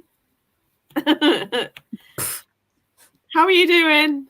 Let's try that without the crack. All the fan art in the world couldn't get me to touch a Sarah J. Maas book. I see so much of it, and I'm like, I really am attracted to it, but I know I don't want to read it, and I know I'm not interested. Like, I've DNF'd Throne of Glass on after Air of Fire. I was just like, I have no interest in this anymore. The only one I might continue is I'm going to give the third Crescent City a go. Okay. Nah. But that's only because I adored the first one. I hated the second one. So I'm like, maybe it'll balance out and I'll like the third one. Yeah. Nice. I'm not touching Sarah J. Maas. But fan art got me, for example, into actually reading Gideon the Ninth. Yeah. Valid. The fan art is valid for what the book is actually about. Like, yeah. Can confirm. Right. Good.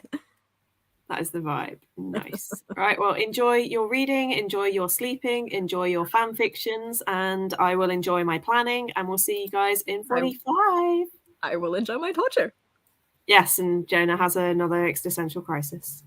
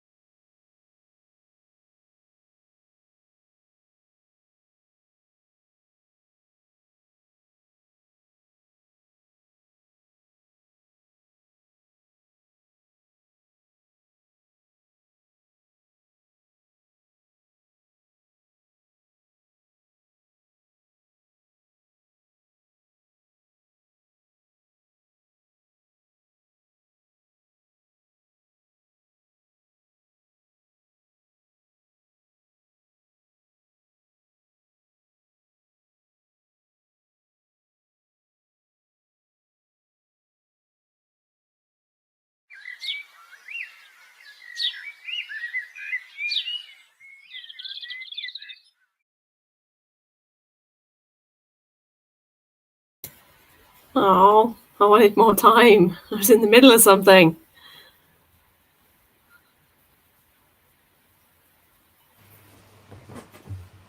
I mean, I was before, so no. You were in the middle of a breakdown. Yeah. But How turned did out that go? I already was past the worst part, so it went from there. We had another slight plot twist, but nothing as impactful as that first one. You hope. Yeah. Wow. Well, I didn't read. I spent a couple of minutes out in the garden because it was warm enough and nice enough to go out into the garden, and the cat was just being adorable. So I had cuddles and then came back in, and I've basically spent this whole thing working on prompts, and I've gone from really struggling to think of things to I now have to try and eliminate some because I have too many things written down for pretty much everything, and I'm like, uh-oh. Yeah, I will reveal one of the prompts that I came up with that I messaged Jona, and I was like, I feel like this one is really not appropriate, but it's understandable why my brain went there. I was like, I want to do a mad, crazy scientist because, for the inventor, a lot of inventors tend to be a little bit quirky. I was like, mad scientist. And I was like, featuring mental health. No, that's a really bad idea. That's not appropriate in any way. So I was like, right, okay. Because it's got such bad connotations with that madness and crazy and things like that. So I was like, no. This is one of those instances where the idea is good, but the execution not very sensitive. Yeah. So I was like, let's have a rethink. So I have now got a different prompt for that. Inspired by Jona, not the mad scientist bit, but the actual prompt and his little breakdown about what happened last time. So that's going to be fun. No. So I will say one of the mad scientist side quest prompts, like I'll allow that one to be said, but it's going to be like mad scientist, a book with one or more plot twists. And then Jona was saying that could the concern there be that if you've not read the book, you're not going to know? And I'm like, yes, but I've already pre-warned people that that's just an inevitable thing. There's going to be one or two. But also, I've had it come up in reading challenges that I've done, and all you do is just Google books with plot twists, and there's hundreds of them that get listed. So I'm just like, do you know what? People can get over it. If they're not happy with it, I don't care. But also, it's kind of one of those. I can understand if you might want to avoid it because obviously sometimes a lot of times plot twists are spoilery. But just because you know that there's a plot twist doesn't mean that that itself is a spoiler. So I'm just like, no, I'm keeping that one and people can just deal. Because I mean, for people interested, the Lies of Luck More accounts. Lies of Luck More, and that can immediately go on that list. It's just fascinating. Like, it happens basically in the same chapter too, because these chapters are so ridiculously long. Nice. Yeah. But yeah, I've got a couple of like settings that I've come up with. We've got like a disability prompt in there. We've got a winter setting. Ooh. We have a few that you've sent me yesterday or the day before, where I may not have gone exactly with them, but they've definitely inspired it. So it's like you will know exactly which ones were yours. Or I hope you will. But I've got one that is like based on real events. Ooh. Good book, bad cover. Oh, I have my TBR. It's getting bigger. So I'm quite happy with how some of these are coming. There's a few that I'm not sure, so I've just kind of written some bits in. But yeah, but that's literally all I did last sprint. Yeah, well, I read through another plot twist. and now we're back. Now we're back to scheming and stuff. So this is also, I think, from what I just read, there is going to be another character that has been teased all book. Like this had the character being teased, and I think they are now finally arriving. And if they are not the coolest superhero 3-point landing in the world, then I don't want them. Is this a duology or a series, or is it a standalone? This is I believe a trilogy, and they are all chunkers like that. Maybe not for me then. Sash, I don't know if she's still here or if you're still here, Sash. Max said that he had to head off because he's got stuff going on tomorrow that he needed to prep for. So Max had to head off. And Sash was saying wanted to finish Promises Stronger Than Darkness, but don't think I will because still got around 300 pages. And I was pages at 9 and at 950. No. Yeah, I was like, go to bed. Like if it's a manga or a comic, maybe. But yeah, but not a straight novel. Up book. No. Like, Sash is a machine at times, but even that. Still, there are laws of physics attached to this. Liv finished her book and is off to sleep. So I don't know if you're still here, Liv, but good night if you are still here. And if you're not, then still good night. Sweet dreams. Brittany finished Soul Eater Volume 2, started Volume 3. You're starting to hit the actual story now. The first 2 are basically just prologue for the first story arc. My uncle was saying, because he's read it, and I went up to have a chat with him yesterday, and he's got Fire Force on. And I was like, I recognize this. And he was like, Fire Force. And I was like, I didn't get past like the second episode. And he was like, then you won't want to watch Soul Eater. It's like, I had to explain to him that it wasn't because I wasn't enjoying it. It was just at that moment, it was one that I think I just started randomly one day. And then I kind of just went and did something else and forgot it existed. Yeah. But he was like, it's the same author, the same person created Fire Force. And so I was like, right, well, I'll give Fire Force another go. And if I enjoy that, then obviously I'll want to go and read, I'll probably enjoy Soul Eater. Also, A, yes, I just started rewatching that yesterday. And B, it has been confirmed the story of Fire Force is actually what happened forced the world of Soul Eater to be the way the world of Soul Eater is. Like Fire Force is like a prequel to Soul Eater. Yeah. So actually it works out well then to read it in that order. Yes. You don't have to. You don't have to. Like they are so far removed from each other, but it's still there are some connections that I, as someone who enjoys Soul Eater so much, am now making with Fire Force. I'm like It looks like you converted somebody else. Yeah. One of us. It is interesting. Can confirm. Hi, Moni. Hello. Rise of the Germans. We've got like 3 Germans. Don't say it like that, please.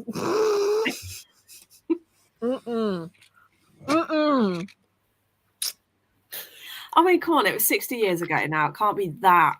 Like, I would love to let go of that, but no, I don't mean let go. I just mean I clearly people just no. Yeah. Like it was a long time ago. I don't mean it in that way. I know, but a lot of people do. Yeah, true. Plot twist is any mystery thriller, so easy for a lot of people.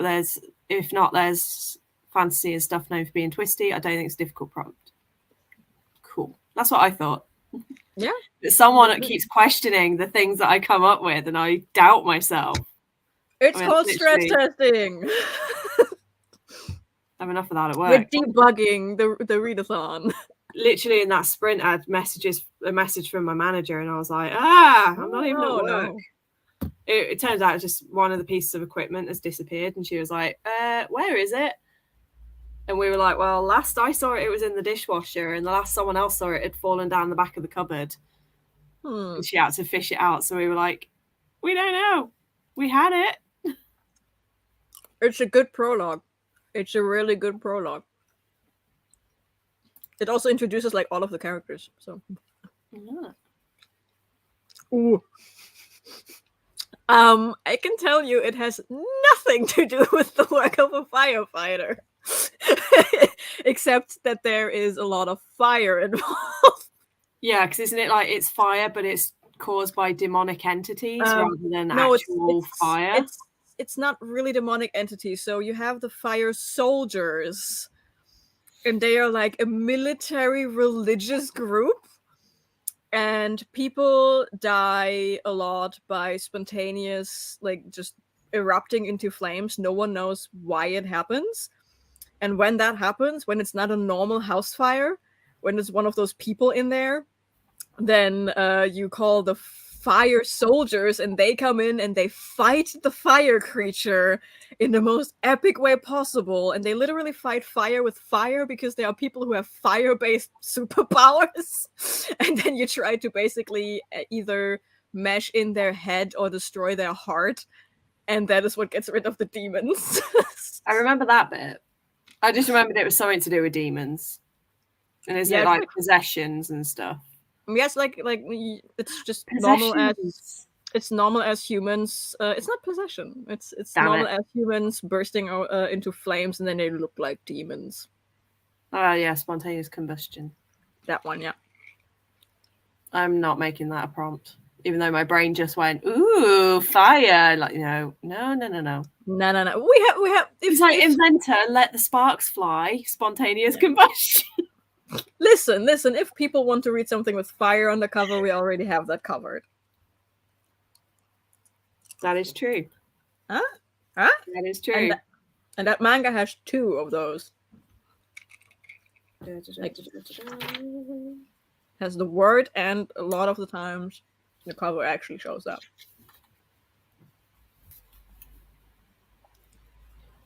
Not me making notes in the middle of streams, giving away stuff to people.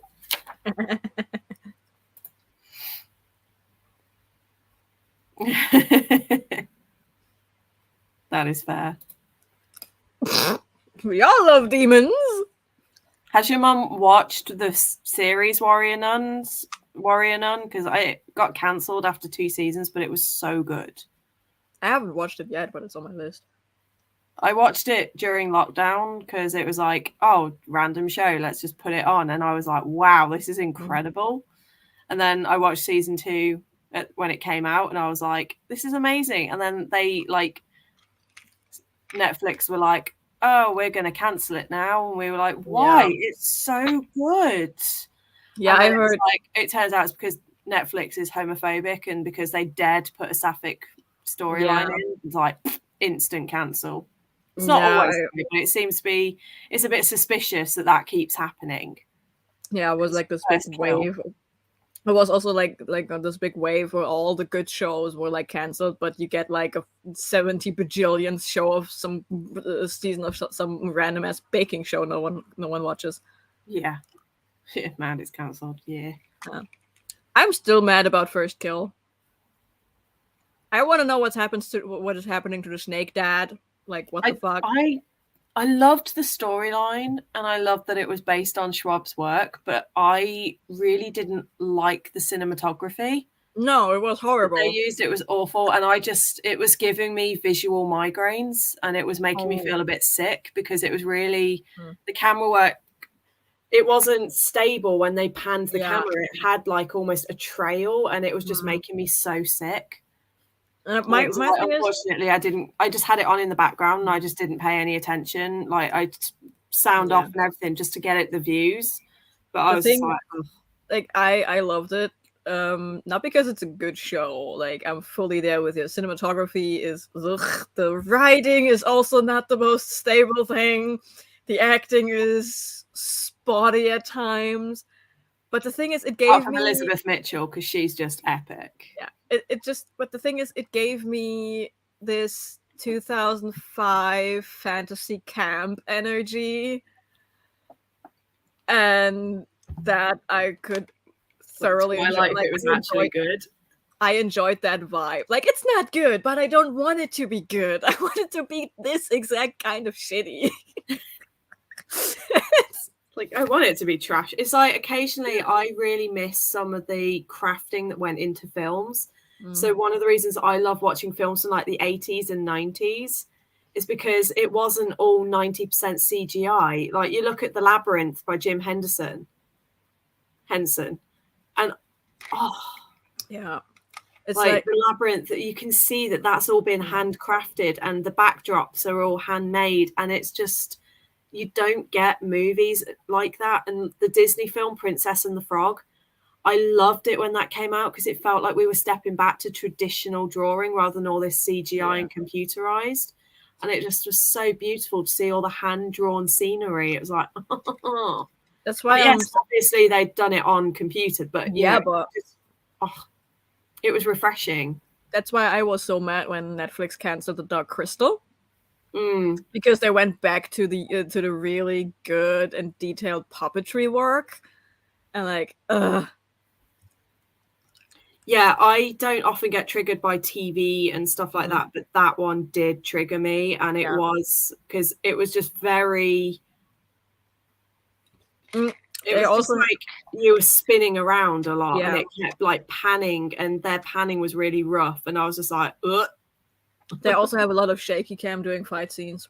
Yeah, that, and it was like, no, I don't mind shaky cam with certain things, but I will admit, shaky cam with fight scenes, it's like, no, make it stop still so I can actually see what's going on. But shaking while you're fighting, yeah, I was getting quite poorly from it. I get nauseous when you have like these turnaround shots where you have like characters and then the camera is just circling around them.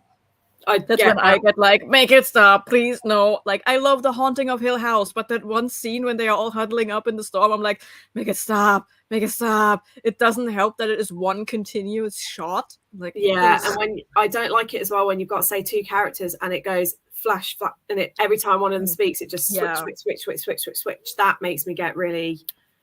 It's like, I don't need this kind of whiplash in my TV show. Please stop. And the ultimate one is when you have two characters sitting opposite each other. They do the switching while panning round, so it's like the room is constantly spinning while it's flashing between the two, and I'm just like, like no.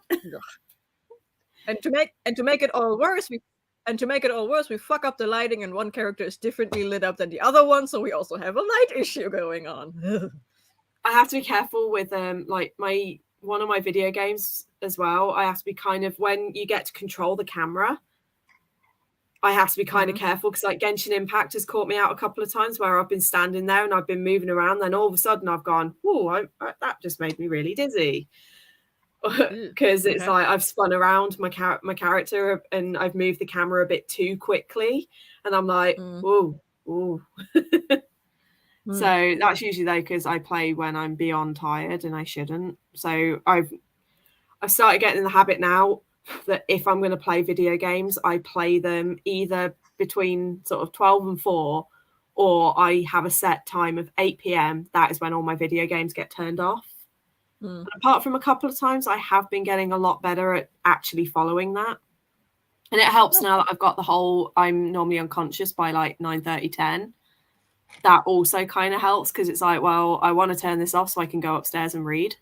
Nice.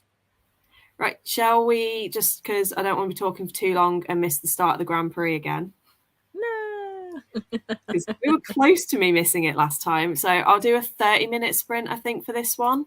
Slightly shorter, and then I'll get started on the race and then we can chat. Okay, cool. That's all right with everybody watching as well. Remember to hydrate, children. No, I don't want to. You can't tell me what to do. Then die. Jeez, that was an escalation. Hydrate or dihydrate. I don't make the rules. That is true. I love that saying. Right, got a thumbs up from one person. That's enough for me. You'll get one from me too. 2 people. Cool. So enjoy. See you all in 30.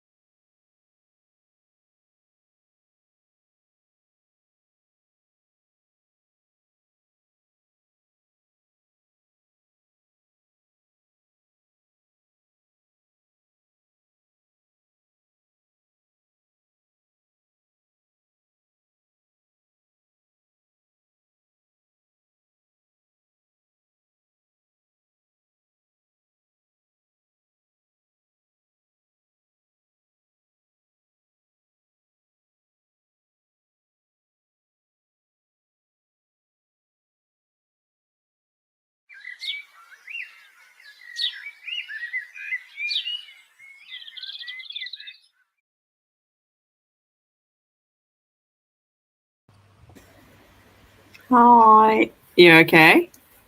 Yeah, I just saw a funny video. I allowed myself for the last 30 minutes to indulge in some true crime and some doom scrolling. Very fair. And I just saw a funny video, that's all. Ah. I've done the graphics for the blacksmith inventor and I'm halfway through the minstrel. Yeah.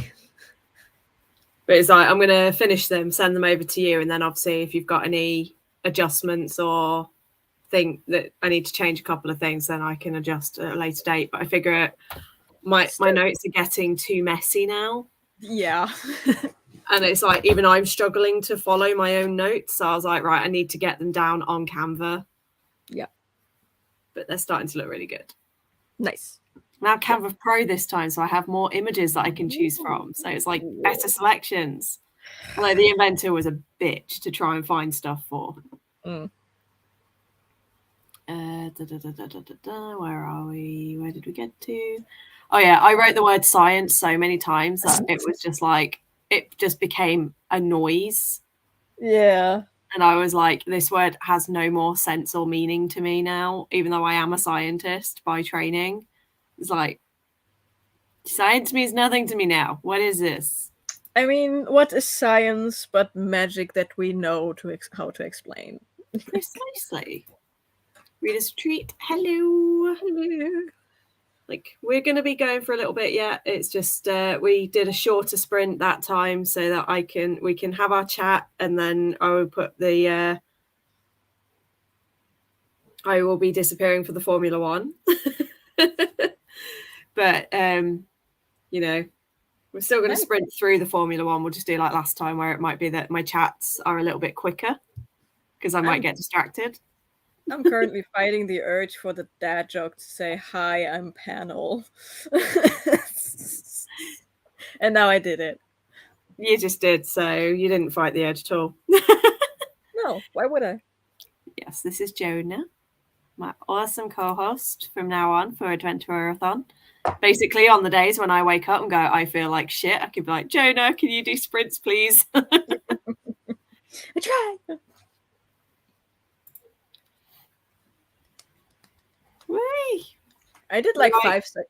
I did I did one piece of 5-second prep for a D&D session I have on Wednesday. Ooh. Which is just writing down random names for the NPCs that will inevitably be spoken to that I have not yet prepared. Oh, what's your name? Bob. No, we already had Bob. I had a list in the back of my DM journal where basically I just wrote down like 50 random names and I would just select one whenever they asked. I'd just go, Steve. I usually have that too, but they now entered like a new cultural region, so I have to make a new list of names that is appropriate to the culture they are now entering. That's fair. But like they are currently in the place where someone has very specific names that they also didn't hear before because they entered a country that no one ever enters. So I have to be creative. It's now Bub, not Bob. Started using Canva for my TBR for the readathon. It helped me improve. That's awesome. Yeah, my Canva skills are improving quite a lot. Same. But it's like I use it for my thumbnails and stuff as well. And my thumbnails, I feel like, are starting to enter a really good, like they're starting to look a lot better.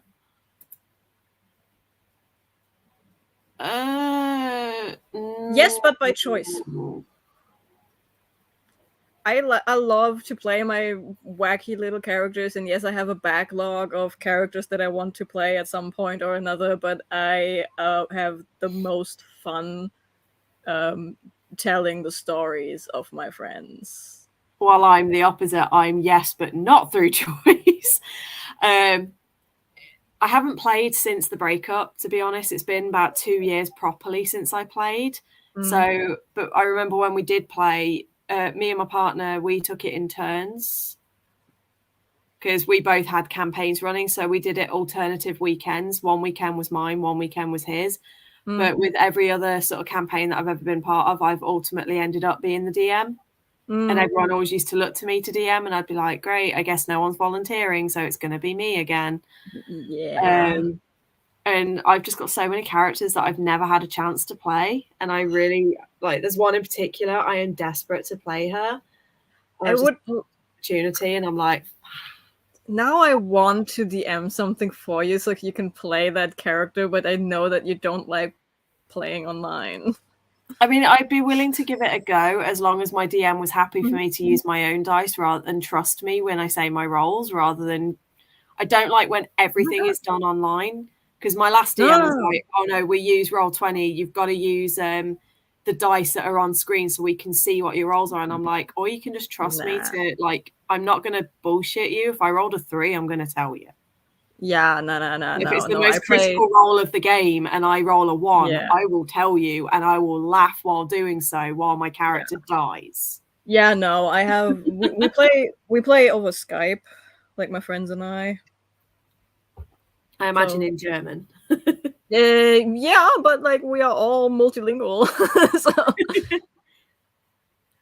Yeah, but I would never dream of being like, oh, can I join? And then everyone just switches to a whole new language just to accommodate me. I'm like, no. I'm not doing that.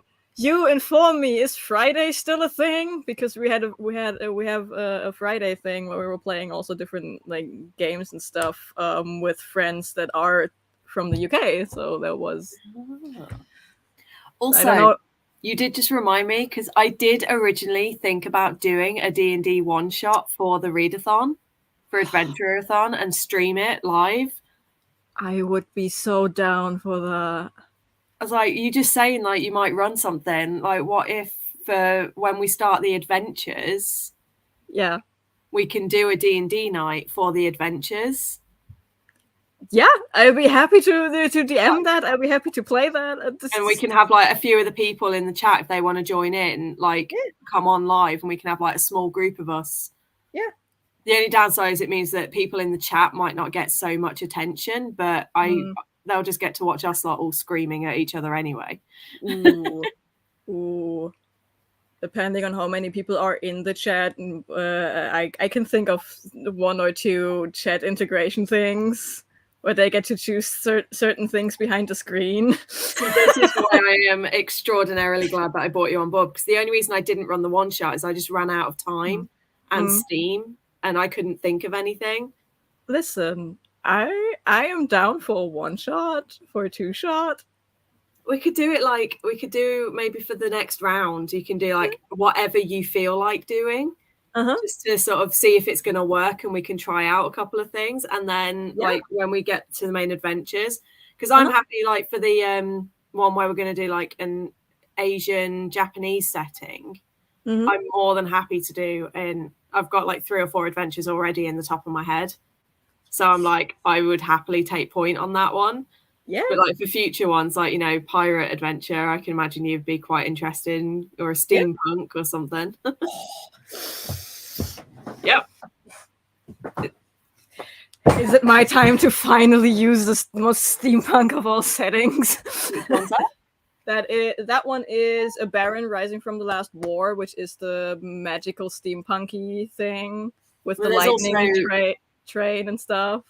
There's also Ravnica. That's very steampunk as well. Ravnica, yeah, that was introduced with the original Baron guide, but yeah, they are both very steampunky. I myself have in my homebrew world, there is a place that is very inspired by the game Dishonored, so whale oil punk.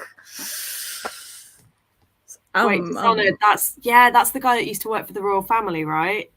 Yeah. I think I got about halfway through that. You missed me out. But it was my ex's account, so that's why. Yeah. Also, if you need any recommendations for TTRPGs, you is your person. Nice. Sometimes. I assume that's in response to the Friday thing. Probably. Yes. It does sound fun. No. Listen. No. Listen, just because the chat says I should do it doesn't mean I will do it. Hey, from what I've just read coming up, I've got a feeling we have a new player. We have a player. Yes. I don't know my way around Magic the Gathering, full disclosure. But I know a Baron is one of those, yes. So I think we've got at least one person that we're going to get on. Well, as long as Brittany's comfortable being on camera. But yeah. That sounds actually amazing. I would be fully down for a one-shot. I'm going to actually message Rem right now and be like, by the way... They're going to play D&D next round. Wait, no, they had a bit of an issue, so I need to respond to that first. Okay, yeah. They've had some travel things, and their mum was a bit today, and I basically got an essay-long message of them venting. Oh no, okay. And freaking out, and I'm just like, it's 5 a.m. I literally just checked my phone to see what time it was, and there's this wall of text now bashing me in the face. No. So I was like, I'm really sorry. I'll reply later. It's now later. Ooh, now I have to stop myself from writing that one shot immediately. So. Oh dear. Uh-oh. That's fine. One shots are easy. And then we find out 3 years down the line when that one shot is now a full campaign that's been going for 3 years. It might actually happen. Literally, that's what my very first ever attempt at DMing ended up with that. So it was my friend's birthday. We were all like, we're kind of bored.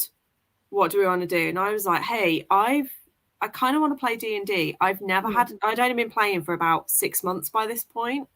I was like, I kind of want to give it a go at being DM.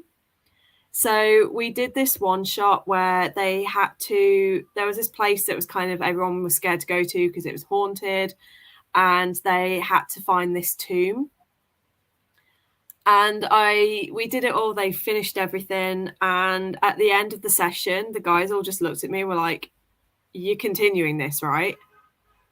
And I was like, because the tomb ended up revealing that there was these guardians that they found this piece on the wall saying that the guardians would rise again to defeat the ancient evil. Mm-hmm. And that's where it kind of ended. And they were like, absolutely fucking not.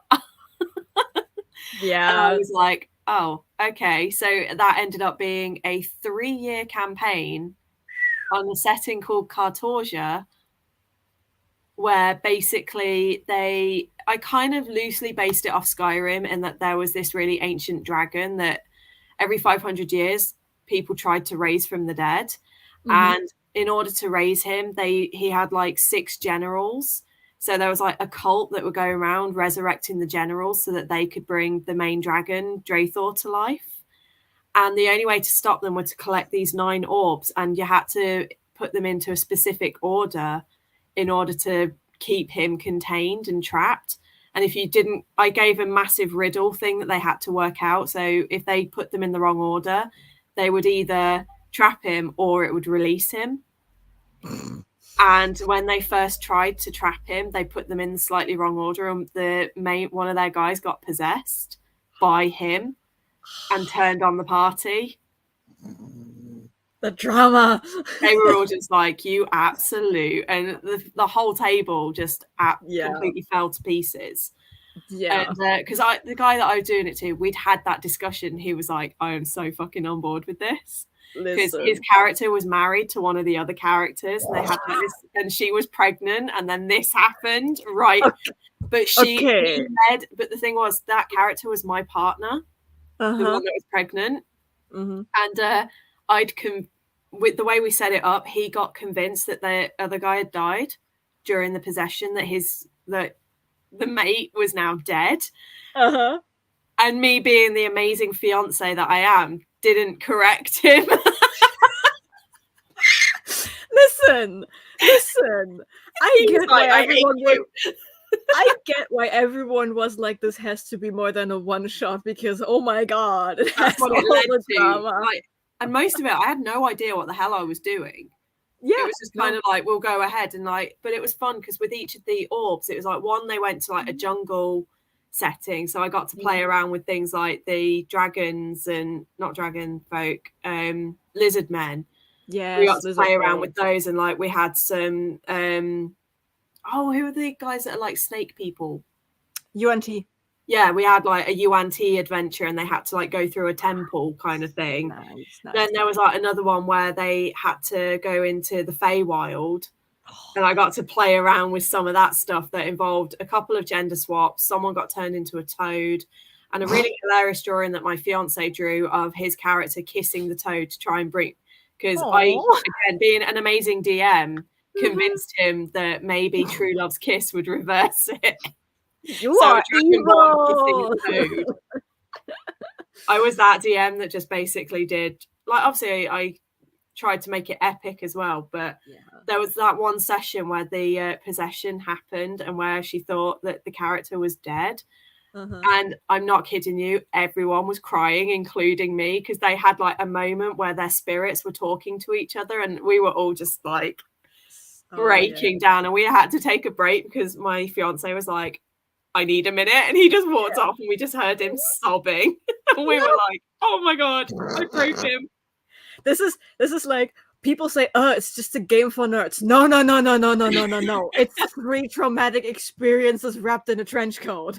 But it's also, don't ever let an author DM a game, because I was really like using some of my writing skills, and I was like, that moment I was describing sort of a scene from one of my books as well, and I was like, well, if I'm having this reaction from these guys, imagine what my readers are going to do. Like, listen, I used it to practice some of my settings. It's hilarious. Like, I just spent the past month or so with heavily flirting with one of my bestest of friends. But I was in character, and the character was an absolute douchebag. Like, he's the kind of character, A, he's a cowboy. B, he knows he's a cowboy. And C, he's the kind of guy that slides over at the bar. Did it hurt when you fell from heaven? God. And yet it always seems to work. Yes. So that was an experience we had. Like yeah. D&D is the best game, or just tabletop RPGs in general are just so fucking great. Everyone should play at least once to make the experience. And it is amazing, Brittany. It is amazing. I think like one of my favorite interactions, and it was really, really trippy, right? Because we did a one shot, and it was only like 3 of us and the DM. So he was trying to come up with something for us to do. And he came up with this little adventure. And basically we had Gronk, who was a Goliath moron. And then my character was a fire genasi who was like really sort of just, I can do it my own way. So, 2 stubborn, hard-headed morons. And then the one shot ended with us just being like, shall we fuck now? Yes. And then ever. And it was like the most amazing thing ever. And then we had a second one shot a few months later, and we decided to play those 2 characters again. And at the end of it, they got married. And then in the final one shot where those 2 characters came in, it was like this thing where this demon lord was sort of making us play out our worst fantasy, like our worst fears. And Gronk's was that Blaze was killed. And so obviously he only had an intelligence of like 4 or 5 as well. So he was really simple. But he knew what he was doing. So he genuinely thought it was real. And when the real Blaze came up, he tried to kill her, thinking she was the illusion. Oh, no. And then she eventually settled him down, and she was like, we're okay, we're fine. And he was like, why do you keep saying we? I'm fine, you're fine. And she was like, I'm pregnant, you moron. And it gets better, because then what we decided, my partner then decided to start a new campaign, and Laurie and I, my friend, just looked at each other, and I don't really know how it happened, but we ended up playing the offspring of those characters. So we played twins who were, we called them Galassis. So we combined, I created a new sort of a combination of Goliath and Genasi. So we had a Galassi, and we played a set of twins who were trying to find our parents who had gone missing. And it turned out my warlock character, the patron, was the father of my other character. And I was like, you sneaky son of a bitch. because I didn't know. I told him, I don't know who my patron is. I'm letting you decide. And that's what he threw at me. And I was just like, See, people, this kind of writing, this is only what you get when you play tabletop RPG. yeah. But it took like 4 years all round for the one shots and the campaign and that to hit that point. Yeah. And I'm still pissed that was just before we broke up. Because I'm like, no. I want to know what happened next. Oh no. Fuck right, no. we've got some comments. He's a cowboy orc. Yeah. He's like the Yaskier of no. or more douchey.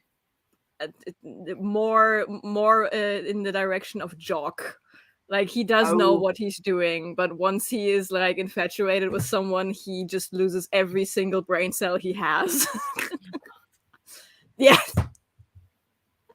Yep. It isn't you that you're hitting on, is it? Yep. He lost his head, and he is he is grieving that head still. It was very near and dear to his heart. Kind of. He was possessed by something I call lovingly the Nightmare King, who destroyed a whole country to establish his own realm of nightmares. And that guy possessed the cowboy guy, and then the cowboy guy started shooting people up. And so the group had to stop him, and in order to do that, they had to more than kill him, and one, I believe it was a disintegrate spell, went haywire and hit the head. So now the head is dead. And Kitty. And he's very mad and very sad about it. And he's still kind of tipping his head to people to say goodbye, and then realizing there is no head anymore, and then he's sad again.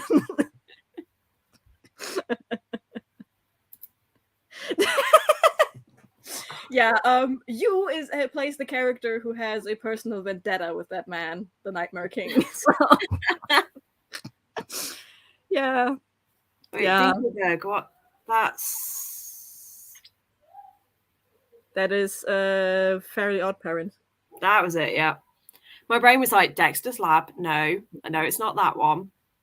Phineas and Ferb, I know it's not that one because that's Doofenshmirtz. I knew it was one of the ones that I watched as a kid.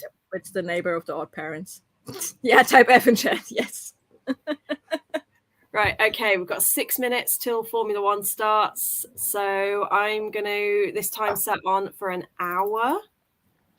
So that'll sort of give me the build up, and then I'll actually be able to get on with some work, hopefully, while the cars are vroom vrooming. Vroom.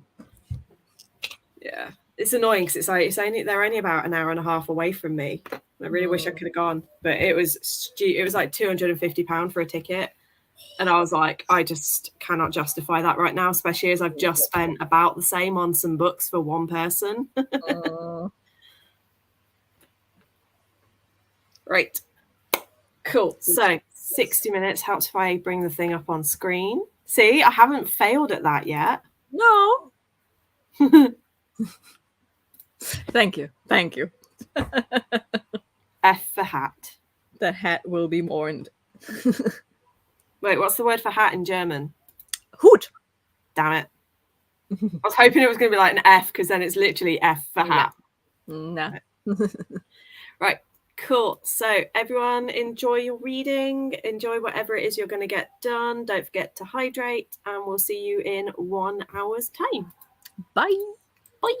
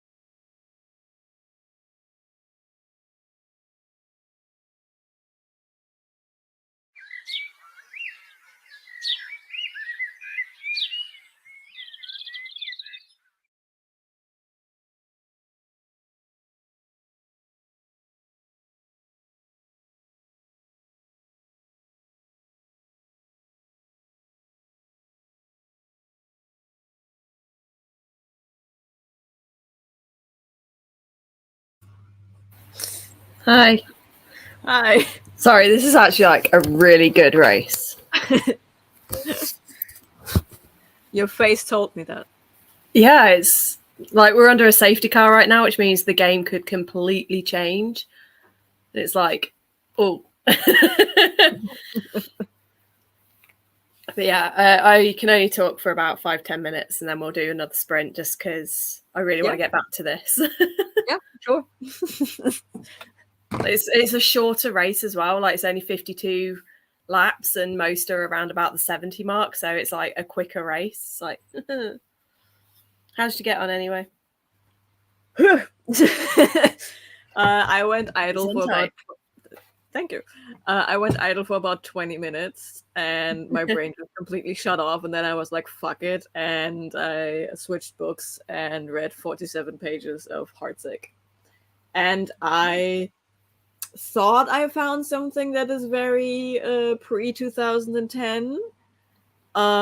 But then the context was introduced to that thing, and it is not a pre-2010 thing. It was just a shitty character decision. That just the character is just a shitty person who does that. And also, the main character is drinking his respect women juice, and I'm so here for it. Okay. Yeah. Oh, geez, his car was on fire. What? One of the guys had a bit of an engine failure, and it kind of just meant that his car ended up. It got so hot, his car just went poof. Like not major, but there were flames. Then by the time he got out, it had already burnt itself out. It was only burnt for like 10 seconds, but it's still like a bit of an engine failure. Your car breaks down. A bit of an engine failure. Fire. Formula One is the sport of drama. It's a Hulkenberg, and no. But my favorite is it was in first and now dropped to second, and I'm just like, you better fucking stay there, boy. Okay. I can hear my uncle about to come down as well. Yeah. So, by the way, you with your sprints are now responsible for my best reading day this month so far. With 140 something pages read. You are very welcome to that. Yes. Yes. Cool. So, I actually don't know what his number is. Do you know what number car Norris is? Yeah, it's one between 1 and 100. Yeah, that's what I thought. Nice. What is the color of the car? Orange. Okay, so just cheer for the orange cars. That is pretty good. Oh, number 4. Car 4. I remember Formula One. The teams have their own colors. Yeah, he's McLaren shirt orange, and he's my baby. Do you want something? So I'm kind of happy. Cool. So, like I said, this is only a really short chat, and I'm really sorry. But it sounds like you're in the middle of reading anyway. I finished the chapter 36 seconds out. Awesome. But this book has short chapters. It has short chapters. So we always. Yeah. Brittany, I love you. You're like the best hype. Yeah, like literally. No idea what's going on. No idea how the game is played, but yes, go orange car. Cool. Right. So I'm going to do another hour. Are you all right for that? Yeah, sure. Cool. So we'll do another hour, and then that means the race will be over, and I can disappear upstairs if needs be to talk. I'm going to go get a snack. Are you staying down for a little bit then? I'm staying down at the end of the race and dinner. That's about it. Okay. I love how you guys are just now privy to our chat. Hey, he knows. Yeah, that might be what I'm visiting. So he knows the risks. Cool. So I'm going to go back to my race, and you guys go back to your whatevers you were doing, and I will keep this banner up because for good luck for Lando, and I'll see you guys in an hour. Bye.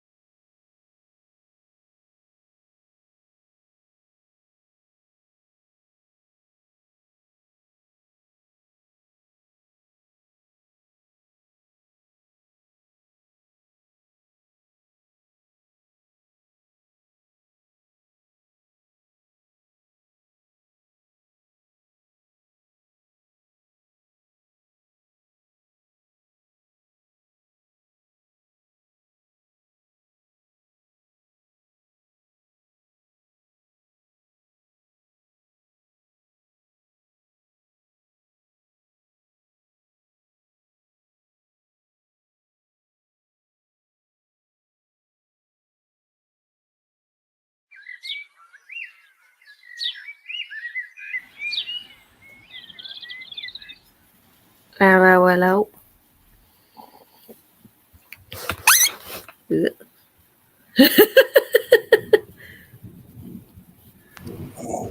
What? Okay.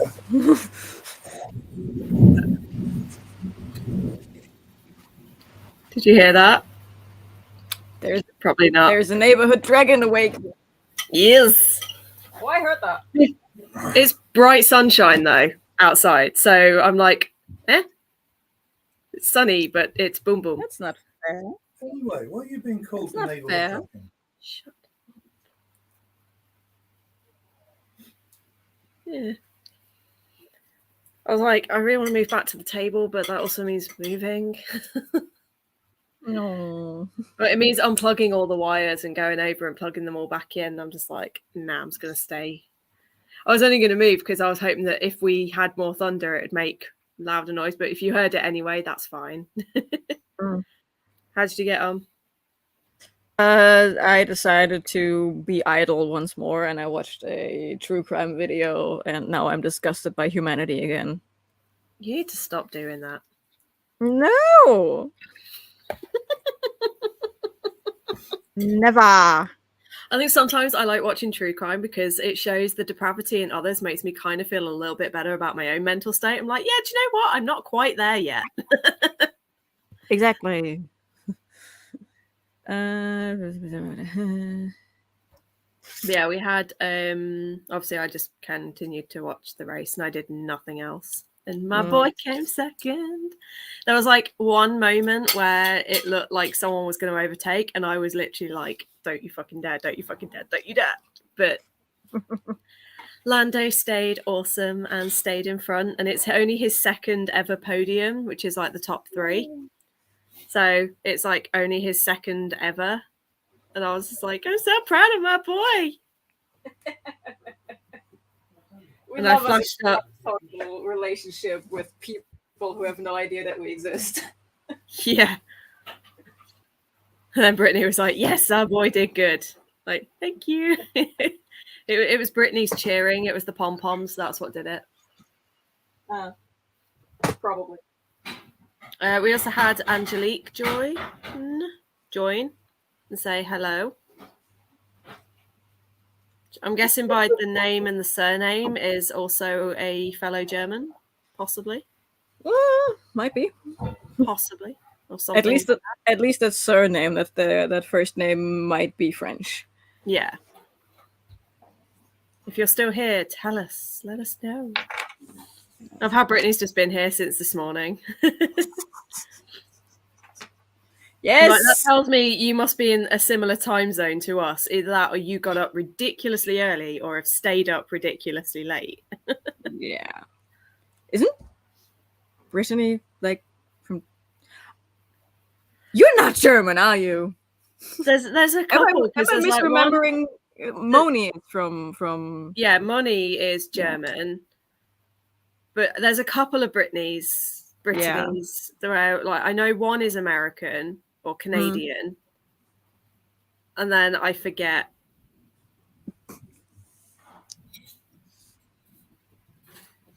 Bye-bye, Skystream.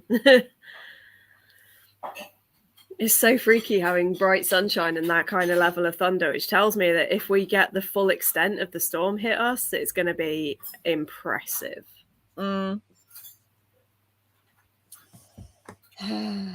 Pom-Pom's got him the podium. I'll expect my name on the trophy. I am so sorry, Brittany, for A, misremembering where you're from, and B, the fact that you are up at 5 a.m. every day. I am so sorry.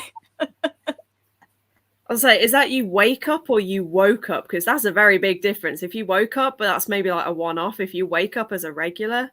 I'm sorry either way. I mean, I did do that for a little while. I was waking up naturally at 5 a.m. every day. But... Same. That was back when I believed I wasn't new or fruity. So there's that.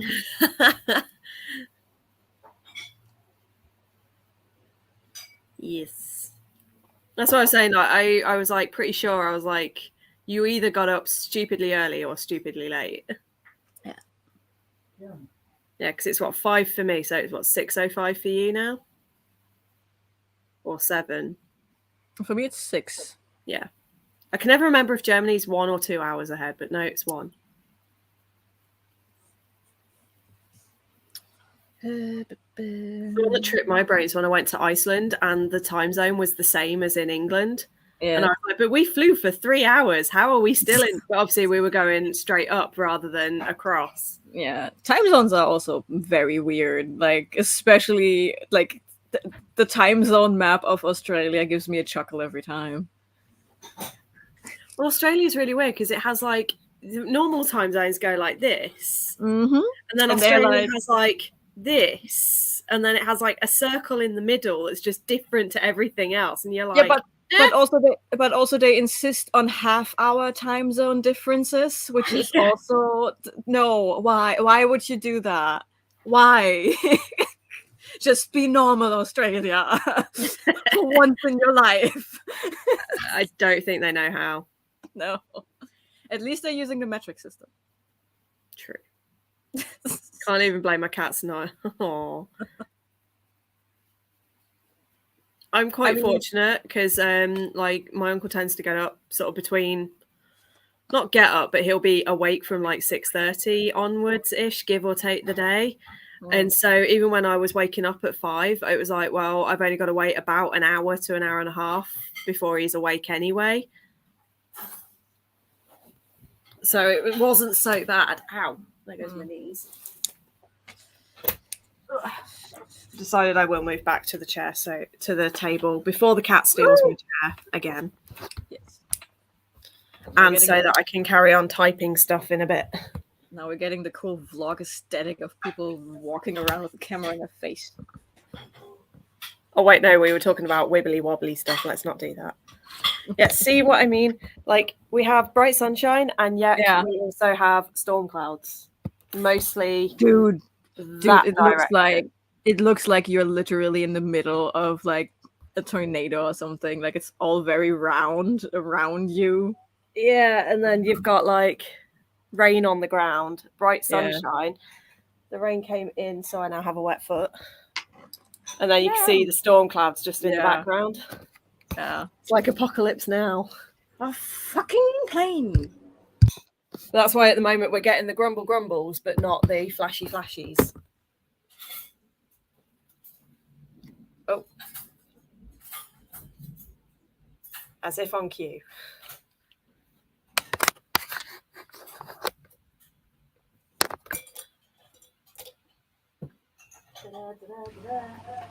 Yeah, I was just waiting for the plane to cross. They are very annoying today. That's the downside of living right next to a fucking airport.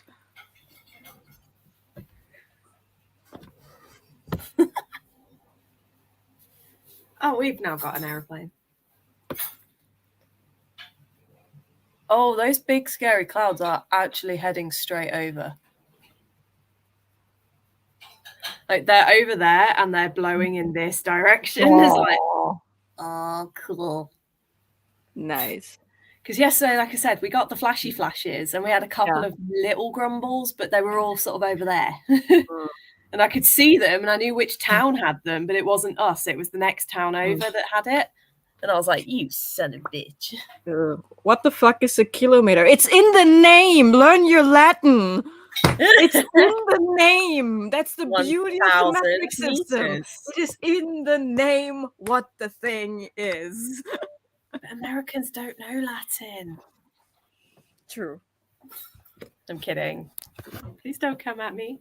I love my American friends. I just love teasing them. I love my American friends too. I just don't like the concepts of America. No, I find with England, I just love how we just kind of pick and choose what we use. Because it's like, I'll use miles for driving and miles per hour. But then we have like feet and inches and centimeters for height. And then it's like people use pounds and ounces for weight. I have a question. It's because I've been down a rabbit hole of old British weird documentaries. Oh, How God. heavy is a stone? I don't mean, I know how many pounds it is. I can convert pounds. It's 11 pounds. Okay, so it's like 6.5 It's- kilos. Yeah, 6.3 kilos. Okay. Like, that is such a weird measurement. How to do that with stones? Stones can be, and this might just be the tism in me, but stones can be of varying sizes. Yeah. Why would you use that as a measurement? It's so weird. Also, not every stone of the same size has the same weight. Yeah, because some of them could be hollow. It's just so confusing. Check on lightning maps, see where we're at. So we're getting the grumbly grumbles, but we've not had any. Ooh, Atherstone next door's got a few. And Birmingham's got quite a few. It's weird. It seems like there's a lot of grumbling, but not a lot of lightning going on. So I think yesterday the sky just used up all its charge. But yeah, those dark clouds, like my living room is getting progressively, as you can probably see, is getting darker. You're turning to the dark side now. I am the dark side. What are you on about? Yeah. Where are your cookies then? Where am I? What? I didn't quite hear what you said. Where are your cookies then? My cookies? The dark side side has dark cookies. side, we have cookies. Yeah, I have biscuits. that counts. Are you giving me a headache with these prompts? Finding books for them is hard. Don't say that. I'm supposed to be making it a bit easier. And the thunder is getting quicker as well, because that's gone from about 20 seconds to about 16 seconds to about 12 seconds in between. Nice. Yeah, for us it's just getting like, yes, we have clouds now, but it's just gotten so humid all of a sudden, and the air is still not moving. There's not a single breeze. So if you do get a thunderstorm, you're going to get an epic one. Oh yeah. It's like 1.2 something, I believe. Like 1 kilometer is 1.2 something, or 1.4 something. How many something miles in a kilometre? You're the maths whiz. 5/8. That is not a helpful conversion. 5/8. I'm Googling. What number is that? Right, then 625 meters to the mile. No. Considering I said kilometres. No, Okay, no. I was completely off. It's what 1 kilometer is. 1.5 kilometers to the mile. I was completely off. I love that when I asked you that, it's half a like kilometer, 5/8. 6.2. Yeah, I got it the wrong way around. Nah. It's Kilometre is 1 fine. kilometer is like 0.62. 1.6. to be exact. Yeah, we've got the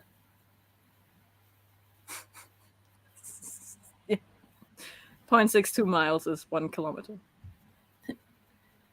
It's Which, gone again, that stupid. colour, you know. It's gone that colour outside. You know when like the sky goes dark, but everything goes really vibrantly bright, even though the sky is black. It's on that now. Oh, love that color scheme. Oh, It's like it's my favourite kind of lighting, but it's also when my head starts to go a bit like, we're gonna stab you in the face now. It's like, thanks.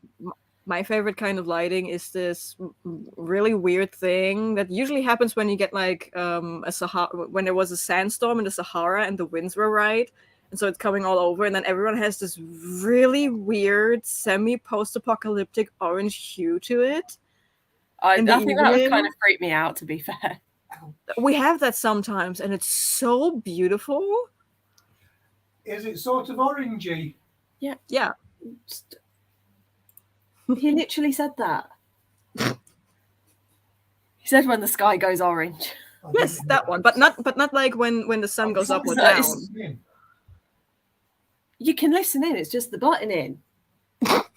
Can't help it. I've got a big butt.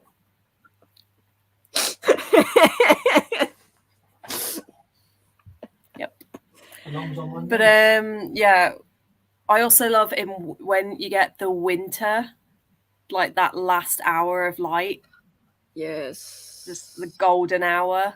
Yeah. Stunning. But particularly, like golden hour is beautiful all year round, but especially sort of end of autumn, beginning of winter, when the trees are still a bit orange and yellow and red, and then you get that glow and everything's like it's on fire.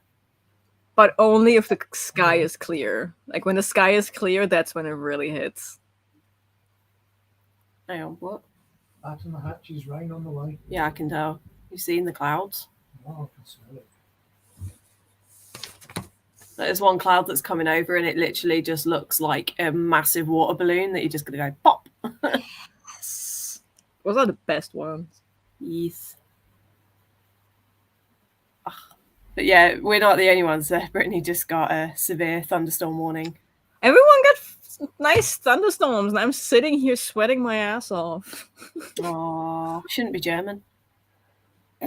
I knew I was going to get that. But yeah, Brittany. Don't mention the war. I already did. It didn't go well. Well, I inadvertently mentioned the war. I alluded to a similar concept.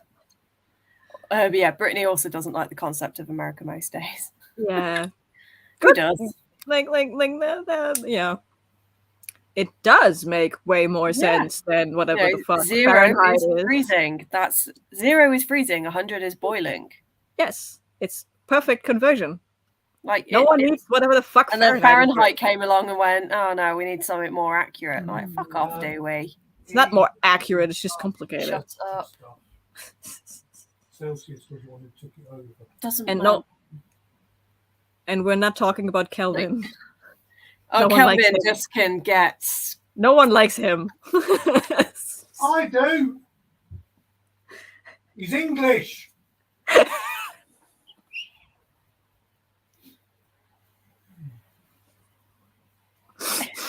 This is why I time my sprints usually.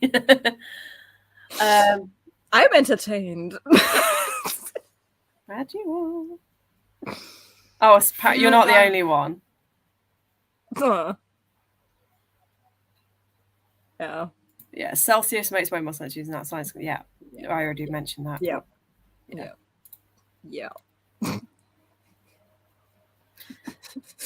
Yeah, it's now like nighttime in here now. It's gone from being daytime and middle of summer to it's now nighttime. I go sleep now. Sleep, you guys too, and go sleep. Don't say that. My brain is wanting to shut off. It's really trippy for me when I go live in the mornings and when I have video calls with Ren. And it's like, they're like, oh, I need to go to bed now. And everyone's like, I'm going to bed, I'm going to sleep. And then I log off the live and I'm like, wait, I can't go to sleep now. It's 12 o'clock in the afternoon for me. I'm not going to bed. But my brain is like, well, everyone else is. So now we need to go to bed. And I'm just like, no, we have work. Again, time zones are whack.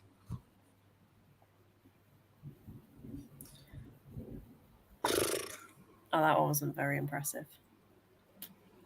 Although I said that last time, and then we ended up with a thunderclap that was so loud. The cat ran. I nearly dropped my phone. That was the one that I posted on Instagram, where it literally sounded like a cannon exploding. Oh, that's what I had to peel myself off the ceiling. Yeah. I think that was actually the loudest thunderclap I've heard in my life, or in the top. Okay. Because thunderstorms don't scare me, but that one I actually was like, whoo. We did a little duck. We have like once or twice every summer, we have like these really, really violent storms that start out of nowhere and disappear into nothingness after like 15 minutes. And they legit sometimes sound like a bunch of cars crash on a high-speed chase. Like, it's so brutal. Like, you actually hear, like, it doesn't sound like thunder anymore. Yeah. It sounds like something just broke. That's ridiculous. You know how you were like, send it your way? Yes. Well, there's quite a big out. Like, Köln's got it right now. Okay. It needs to move south. Siegen. Siegen. That's lit up. That's not too far from you, is it? Still ways off. I'm just seeing on the map where it says Hessen. I'm just looking in that vague area. Yeah. Look! If it's going to Frankfurt, we're closing in. Oh no, it's a bit too far. It's a bit more northwest of you. Yeah. It's sort of like mostly like Düsseldorf, Köln, and that's like a couple of hours. Frankenberg and Battenberg. That's all that area. Yeah. Fun fact: Siegen is actually the German word for winning. Nice. So a town called Winning. Yes. We also have fun cities called. We also have fun city names like Baden-Baden, which is called bathing. If you translate that. I mean, we have things like Cockwomble. No, Bless you. Cockwimpole or something like that. Got Weeford just up the road. Yeah, Weeford's tame. Yeah, we have. I lived in a village once, and we had this wonderful street sign that was pointing in the direction of Ficken, which is, if you translate it, fuck. I was living across the street from a street sign that says fuck in that direction. So that was nice. Oh, we have Shitterton. Oh, wow. Also, I don't know if this one is one that you will pick up or if it's a bit too slangy, but we've got wet wang. Because over here, the word wang is a word for that. And but we're not going to say the actual words because that will bring the bots, and we don't want bots. Yes. We don't want to attract algorithms. Evil algorithms. Oh, you still here? I thought you disappeared. Oh my god, that's a dad joke. I used to live close to Siegen, and there's a phrase, was ist schlimmer als Siegen? I can't say that word. Verlieren? Yeah, so the German one is was ist schlimmer als Siegen, verlieren, which translates to what is worse than winning, losing. And it's what's worse than losing, winning. Yes, and it's a play like for everyone who's interested in German grammar, because the S of Siegen is capitalized. It means it's a noun and therefore a name and therefore the city and not the verb. So it's a play on words, and it's a very German dad joke. And I just explained the joke, and now I'm feeling kind of very cringe. You should. Thank you. I love your support. The rain's here. Nice. I'm still waiting.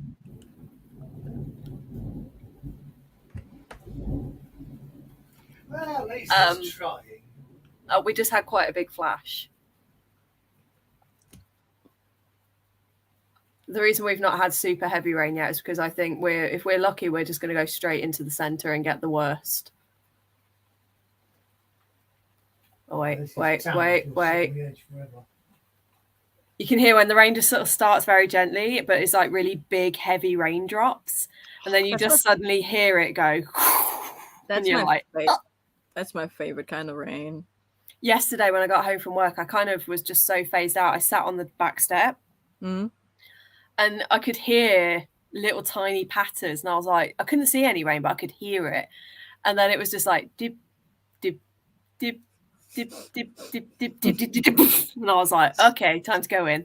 The rain was clearly practicing a new EDM routine and was working up to the beat drop. And it kind of made me think of the film Bambi, you know, at the start with the drip, drip, drop, where it starts off like do, do, do, do, do, do, do, do, do, do, do, do, and then goes into it. Kind of reminded me of that a little bit. And it was quite amusing as well because the cat was in the greenhouse when it started and she was just like ignoring it. And then the sky flashed and she was like, ran in, curled around me like, I'm scared. Again, the brain cells changing direction. Brittany's like, I think I heard that. Yes. You're also assuming our cat's got a brain. Yeah, that is true. She is a bit. She's Also, special. assuming any of us in his house has got a brain. Shut up. Now, what I'll do, we can start another sprint, and if at any point during the sprint, if we start to really get the storm kick in, I will just unmute and be like, "I'm sorry, guys, for this like interruption, but here's a thunderstorm for you." It's unexpected ASMR session. I do it with rain because over in the part of Australia that they live in, they get rain and they get 1 or 2 storms every now and again, but they don't get like full on. And they don't get the sort of rain that we get here. So I have done it before where I've just put my phone, like video called them, put my phone out the window and just left it on for them for an hour. And they're just like, rain. I just heard that thunderclap. Yes. Wish that were me. Hang on. You know, I said about how the rain does that thing where it suddenly speeds up and gushes. Yeah. It just started to speed up. Here it goes. Here it goes. I'm also a fan, like when it rains and then there's wind involved, and then you see like a wave going through the falling rain. It's so pretty. Oh, no. Fuck him! It started sounding like it was going to go, and then it didn't. No. But I can hear it. Nice. Ta-da! Point you guys out to some lovely weather. Literally, yeah. Typical. Welcome to the rain ASMR. And the thundery skies. Yeah. Those are So the big, thick black cloud has disappeared over there somewhere now.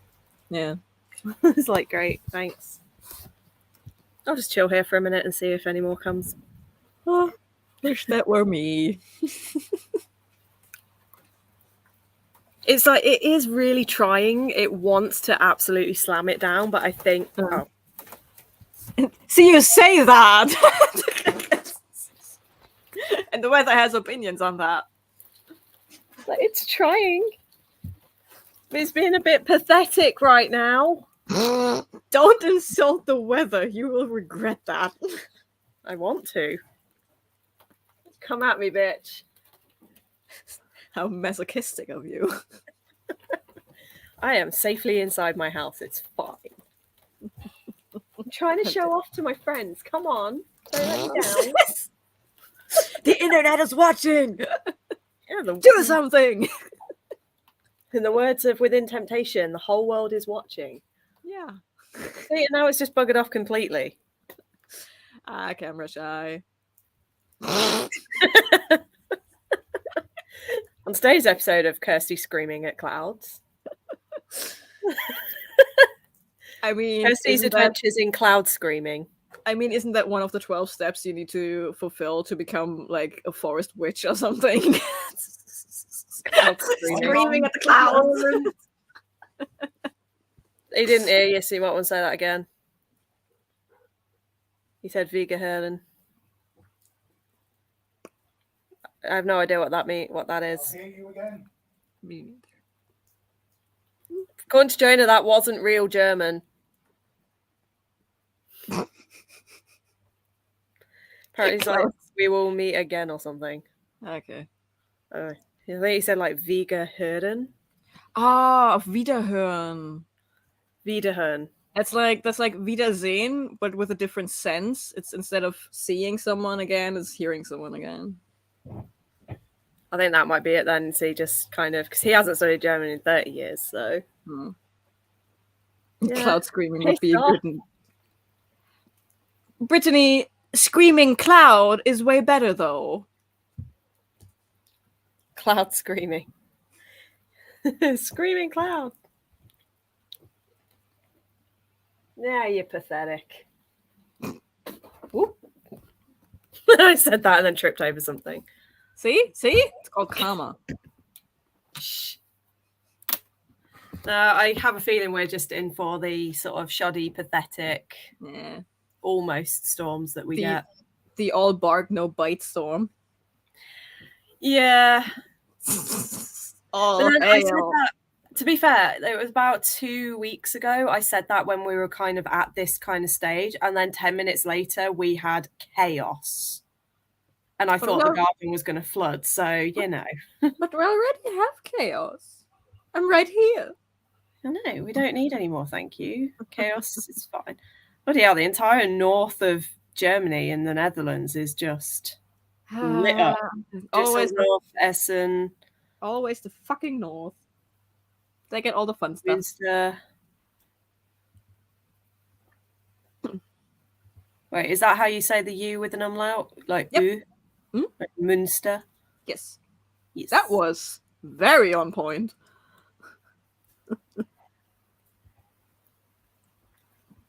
I mean, it helps that I have a sister who is extraordinarily, like, so fluent in German that Germans think she is German when she talks to them. And they struggle to believe that she is actually English. It happens. And, like, I pick up languages. I'm just not always good at pronunciation, but I do tend to pick up the languages quite quickly. Like, I'm good at Korean sarangi is I love you. I'm always good at understanding when people talk to me in a different language, but answering? Fuck no. I just point. I always make a point of wherever I go, I try, like when I go to Germany, as much as I can, I speak German. And like when I went with my friend, I tried to sort of say, this is how you say, I would like 1 hot chocolate, please. And when he went to the counter, he was like, Heis? Yeah. And he was like, Heis chocolate. I was like, chocolate. Like, it's literally just chocolate with a fancy accent. Yeah, it's like chocolate. A lot of people in Germany understand the word chocolate because Schokolade is the German word. It's like Schokolade. He was like, Heiß chocolate. I was like, Heiß Schokolade. Yeah. Like, just say each of the, break it down and be like, right, chocolate. Don't swallow any part of the word and you're right there. Because that's like with a lot of like Japanese, we were talking about this, like we say, you know, hamburger, whereas they say like hamburger. Yeah, they often add something because they don't get the constant. It's kind of similar with other languages like that with chocolate. Like we say chocolate, so we sort of merge the middle bit. Yeah, as you say chocolade. Yeah. All hail. I just love languages. I find it fascinating. Like, how can something that sounds to the person that doesn't speak it sounds like a bunch of garbled nonsense actually be words and sentences? Yeah. It just, I don't understand. Fun fact: when I was like 4 years old or something, a neighbor of my grandma, they had a kid over that was born and raised, I believe, in Britain. I don't know. I was 4 years old. I had no context clues whatsoever. But she was only speaking English, and I didn't. And I really believed all babies, because you can't understand when they are babbling. I thought all babies speak English. Because I didn't understand babies, and I didn't understand that one English kid I met. I mean, it's like when you realize that dogs actually speak in regional dialects. It's like, what? Yeah. Crows too. The dog is actually speaking French. Like I recently we have one murder of crows back there, and we have some bachelors over here where, like, in this apartment complex, they're just hanging out. And so I know how they speak. But recently there's this one crow, and it croaks in a different way, and I'm like, where the fuck do you come from? You have a different accent. What in the Netherlands is this shit? Yeah. Mate, I think you're a bit far south. Yeah, the Bavarian crow. Fuck off. Now we've just got the crappy rain. Which is still nice, but it's not storm rain.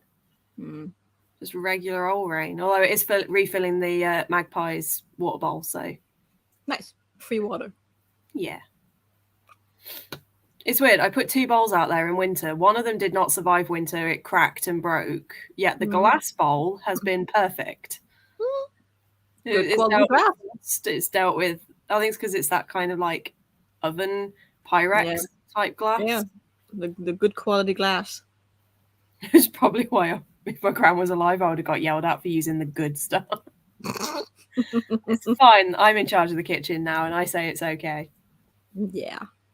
Literally, like, even my uncle was saying there's like a bunch of stuff in the draining board right now, and he was just like, I don't know where any of this goes. And I'm like, you've lived in this had this kitchen for 20 odd years, and you don't know where it goes. He was like, I don't do the cooking, okay? Mm-hmm. Okay, fine. I'll put it away. He was like, where do all these vases go? I'm like, in the same place they've gone my entire life. He's like, but where? Wow. You could tell it was Gran that dealt with all that. And Grandad, when he was alive, he was the main cook. I love that. Screaming Cloud is better, but a different vibe. I imagine that was meant to be Cloud Screaming. Yeah. Is like a sad indie band. Yeah. I see Screaming Cloud more like this punk rock thing.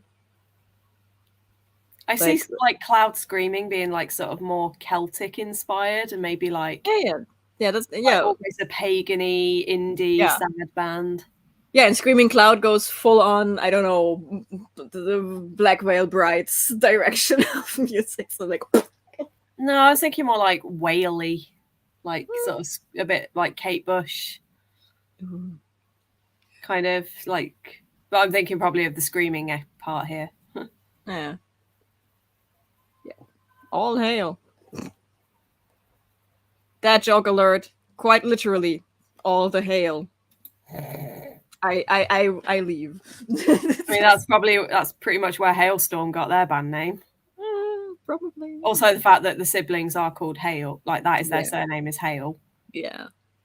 Oh, Lightning Maps has gone dead. Oh, it's moved up a bit north and has gone kablammy. Like the map's gone from like barely any lightning or thunder to in our region to it's just gone a little bit further north up towards Manchester way and has just gone kaboom. So Zamai's probably getting it now. Although Market Bosworth's just lit up, so this is a 9 days going to explode. Down south has got it as well. I'm just fascinated by this map, by this website. I just love watching it. I think I showed it last time I was on lives. Bloody hell, North Germany is absolutely... Let's see if I can share it so you can see it. Although you might get jealous. Probably.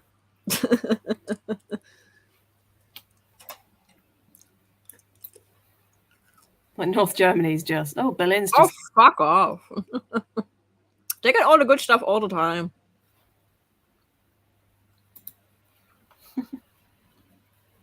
Hate that.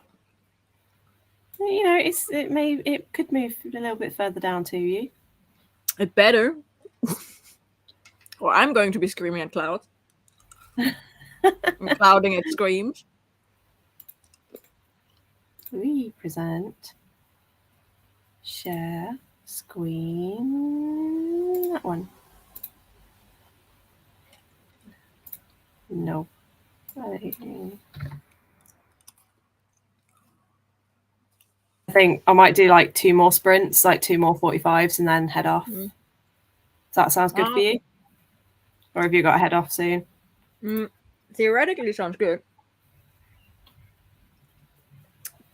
But I don't know when dinner is going to happen. Might be any moment now. So if you do one, see where things are at, and then I might just randomly disappear. Yeah, that's fine.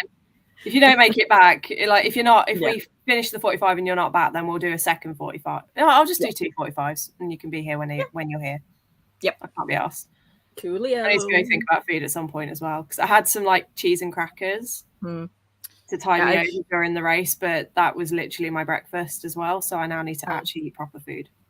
Yeah, I just saw some potatoes swimming around in various pots all throughout the day, so I don't know what's going on. Probably mashed potatoes. So maybe your mom just really likes potatoes, or your dad, whoever's cooking. Mom. Maybe she just likes potatoes. Yeah. Potatoes. Oh God. Okay. I'm a potato. Boil them, mash them, stick them in a stew. I bet it's going to be mashed potatoes. The best potatoes. They're Yeah. my favorite. Cool. Let's. I'm gonna get hungry if I keep talking about potatoes. I have potatoes in the drawer. Shit. That's like the most ADHD thing to do. Let's not talk about potatoes. I have potatoes. Yeah, but the thing is, I think I bought them like a month ago. Ah. I want to go check on the state of them. Because Yeah. if they're good, I'm having jacket potatoes for dinner. Anyway, Yes. let's go. Yes. Let's go. 45 Go minutes. check on the potatoes. See you guys in a bit.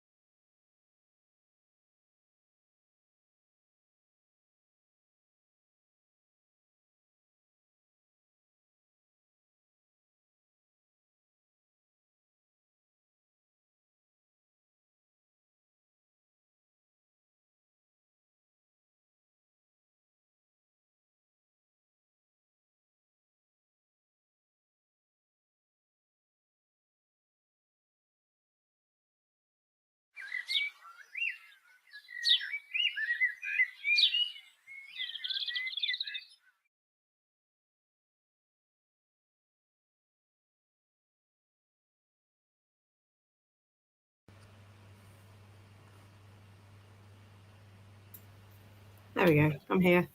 That one went surprisingly fast. Yeah. And I actually did a butt ton. Well, I checked on the potatoes and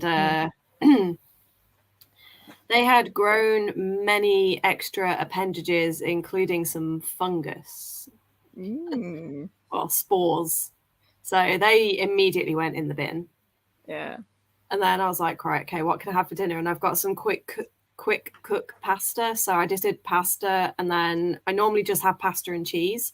But I was like, do you know what? We've got some tins of baked beans, and I haven't had baked beans on pasta since I was like 10. And I remember hating it as a kid, but I thought maybe as an adult I'll like it. And it was actually, as long as I had the cheese on it, it was fine. Nice. And I did like it because I've got some Parmesan and cheddar in this fridge. So I just mixed in like the two types of cheese. So it was like super cheesy. And then I read 2 chapters of my book, and then I finished another pathway on Canvas. Hey. So I fit a lot into 45 minutes. You read on your own stream. I know. I think that's the first time in like 5 streams. Yep. Yeah, I had dinner too. Potatoes are for tomorrow, so sad. Rip. And then I went hunting down some books for the prompts we already have, only to figure out that apparently a book written by an American author doesn't exist in the English language. It's only available in German. I am so confused. Right, I was like, that's not a prompt though. No. I don't want to. I don't want to spoil the prompt. Yeah, no, that's fine. I just it was my brain like, yeah, but that's not a prompt. And then I realized, a book that fits a prompt that has been written by an American author is only available in German. Yeah, like the German cover has the thing on it that would make it eligible for the prompt. So I was like, okay, but what if, like, I know this book is written by an American author, so let me quickly check the original cover of the original book. Okay, looked at my book, because if the books are translated, you get the original title.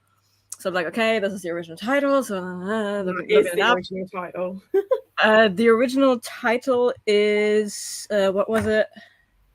The Disciple of Fire. Which leads you, knowing the prompts, down the wrong path.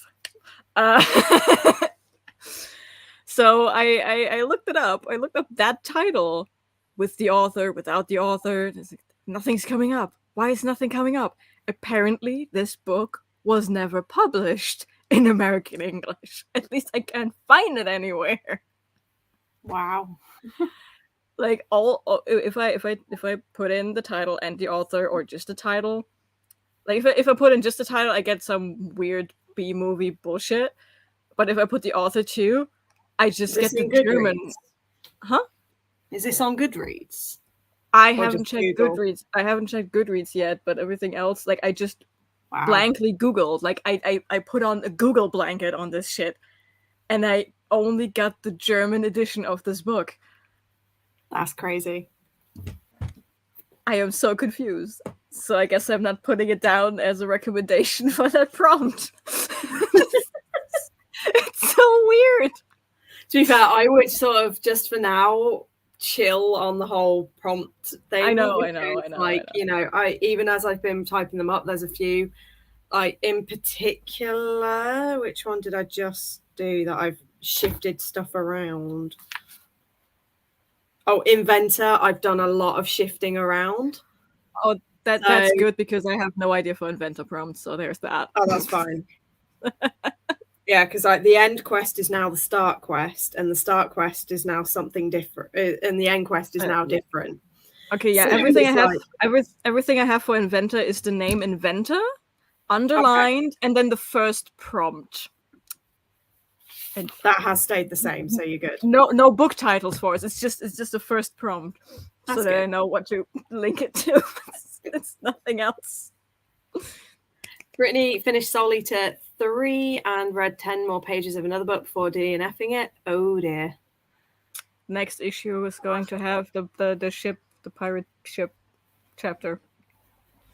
I will admit the Bone Spindle, one of the reasons I was kind of cautious about this one is because I was like, is it just going to be a rehashing of every other YA fantasy where it's like, oh, you are now the destined one to save me and you've got to wake me up from my curse, but you've got to get through the forest and the evil witch. And I'm like, oh, great. So it's basically, but the characters so far have been good enough that it hasn't been putting me off. And it has got a bit of an Indiana Jones vibe to it, which, because they're both like treasure hunters, and one of them seeks actual treasure. The other one, her treasure is knowledge. So you've got the one that's like really hot-headed and just barges in, and then the one that stops and logically thinks about everything, trying to work together to wake the prince from this curse. This is giving this is giving me Hooten and the Lady, which is such an obscure reference to make. But, you know, it is that generic YA plot of, you know, she's the chosen one that's got to now wake the king, the prince, and true love's kiss. And she's now haunted by the ghost of the prince. And the prince is just like, I will make you love me. By the time you wake me, you'll be in love with me. And she's just like, get fucked. And he's just that's what I will do to you one day kind of thing. He's just an absolute playboy. That's a nice twist on the whole thing, though. Both on the original fairy tale and on the YA you're the chosen one trope. Yeah, it's nice you're not the chosen one, but you're now the prince is now haunting you, just like you're gonna love me. I'm gonna make you fall in love with me. And she's just like, but what if I don't want to? You can't tell me what to do. So I was surprisingly quite happy with that, because I did go off YA fantasy a little bit because I did start finding everything I was reading was the same. But now that I've done a few adults and I've gone back to YA, I'm starting to enjoy it a bit more. That's good to hear. Woo! At least one of us got a thunderstorm. You lucky Brittany. Yeah.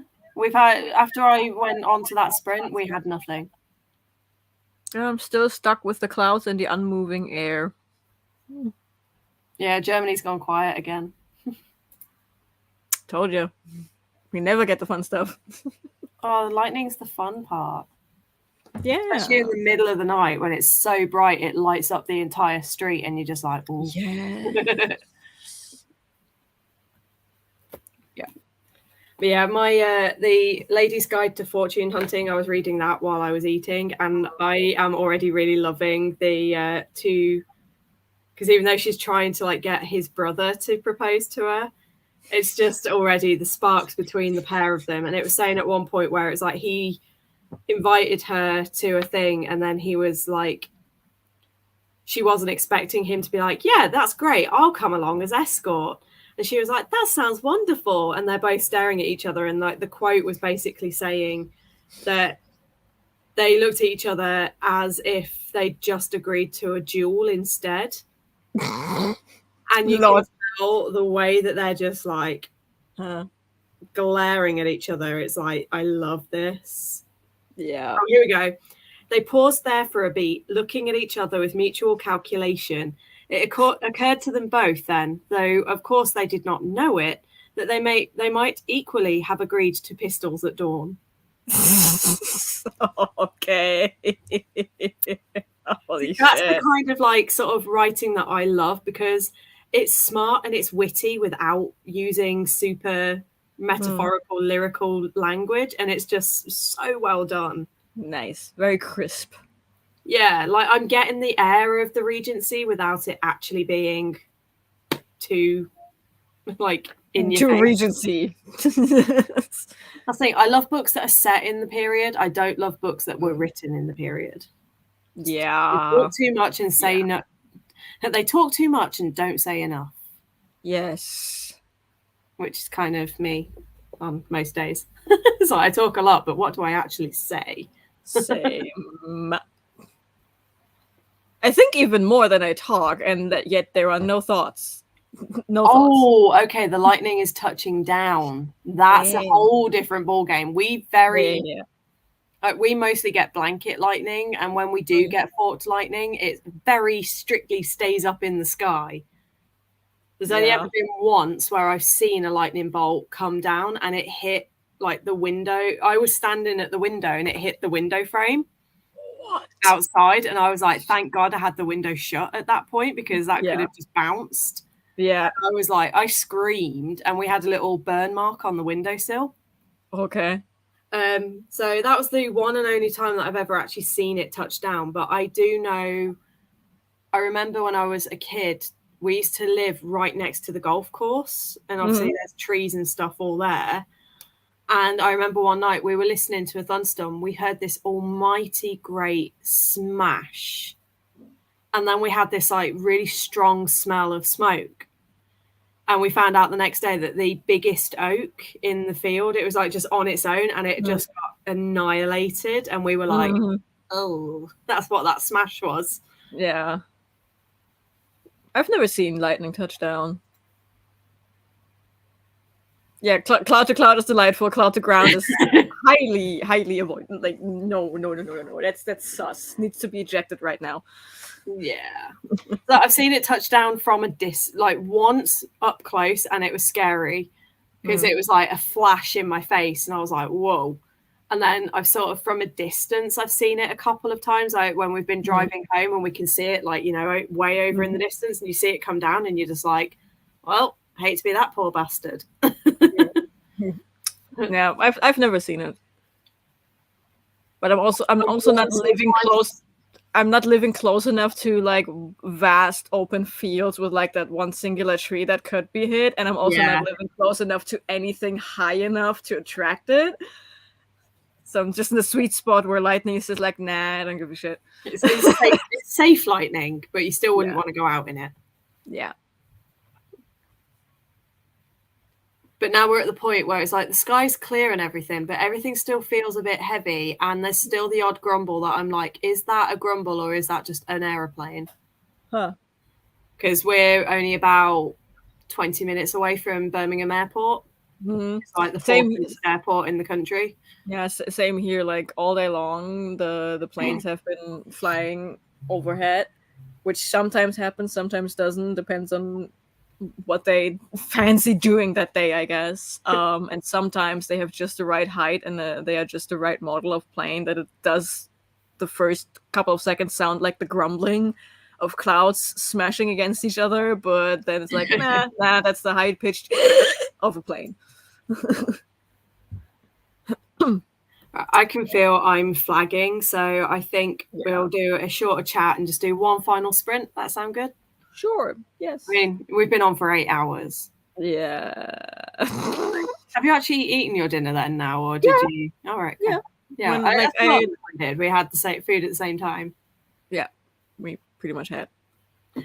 Like I went. You started a sprint, and I went up to see. Okay, how are we on the dinner? How are we on the dinner front? And like, yeah, pasta's ready. I'm like, what? So I just your mum's like, I was literally about to call you. Yeah, basically. So yeah. Oh. Yep. Nope. Yeah, please do stay safe. Yep. That's the thing. Most American places have got like sort of downstairsy bits, unless you mean downstairs like in a house. But I know quite a lot of houses in America have like cellars and things like that for big storms and tornadoes and stuff for you to take shelter in.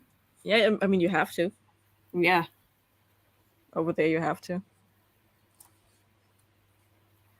Yeah, so stay safe, and if you stay online, obviously just keep us updated. But if you need to go, then obviously go. Yes. Oh, and I don't have headphones, so that means she's heading off. I didn't read that bit. So stay safe, and I hope all goes okay. And thanks for joining us. I mean, you've been with us all day, so yeah. See you next time, and hope everything's all right. And cuddles to your doggy. Yes. I'm gonna put those prompts away so I don't even try to think about them. My aim is to have, because I've only got I've got Spy. Yeah. And Warlock left to write up. Oh, Necromancer, Spy, and Warlock. That's all I've got left to write up. So I'm going to try and get them done by the end of the sprint to send to you tonight. You can do it, but also don't pressure yourself. I'm here all week. I know. I've just sort of set myself that is today's goal, is to get those written up and sent for you to give me some feedback on and what you think. Right. Cool. So Nice. 45. If anyone is still with us, then see you in 45. Should I go grab the Ouija board? Give us a sign. That was actually really funny because when I was on video with Max the other day, he said something about Ren and was like, oh, to honor Ren's spirit. And I was like, dude, they're on holiday. They're not dead. And then he was like, so when Ren gets back, I'll just rock up with a spirit board. And Ren was not impressed. Anyway, 45. See you in a little while.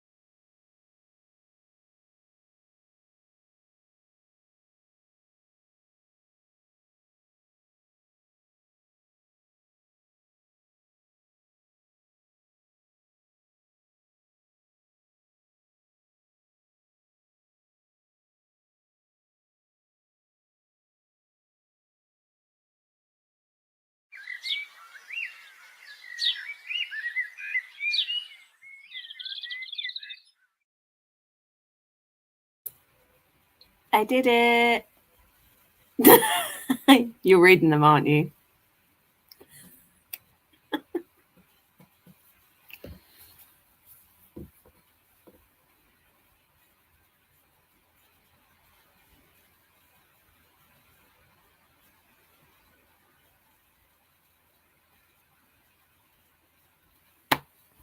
Is the good shit. Is the good shit. Do you like the reworkings that I've done on a few of them? Yes. I think they're a lot better. Yes, they are. They are indeed. And I only had 2 comments on all of those, so yes. I imagine I will look forward. I mean, dread those in the next. No, You don't have I'm to. kidding. One is a clarification question for me because I'm a dummy, and the other one is actually not a critique or anything. It's just was a critique I had yesterday on one of the prompts, and you fixed it. Like now, I'm looking at the prompt and I'm like, okay, yes, this makes sense. People can understand this. Oh, I think I know which one you mean. Yeah. Yeah. The secrets one. Yeah, I thought I'd clarify and add a little bit in. And there's enough space in that box that I could do it. Yeah. I'm obsessed with this drink. We sell them on the stand at work, and they're like the Japanese drinks that have the little glass ball in. You have to like push it down. Yeah. But it's like it's just the classic flavor, but to me it tastes like bubblegum a little bit. Like cream soda and bubblegum, and it just tastes amazing. Nice. So now instead of, because I've been going off the food at work and I've been taking sandwiches, so now I've got into the habit of at the end of my shift I'll just grab a couple of bottles. Getting a nice stockpile. Well, we're allowed a staff meal. And we're allowed to print off 2 tickets, which means 2 items. So it's like I just save my tickets until the end of the day and just grab some drinks. Nice. So did you get any reading done? I read a chapter. But it was in Heartsick, so it was only like 1, 2, 3, 4, 5, 6, 7 pages. That was pretty much me. I got onto this after I finished, but I only had 5 minutes left, so I read about 4 pages. So that brings me up to let me boom. I can tell you exactly how many pages I read all stream if the page would load in. Oh, someone's cooking garlic and it smells amazing. Okay, so I have read 151 pages today. That's amazing. Over 2 different books. And I watched 2.5 true crime videos. No. And I did some cover hunting for certain prompts, and did some minimalist D&D session prep. Nice. Also, laundry is folded. We're on it today.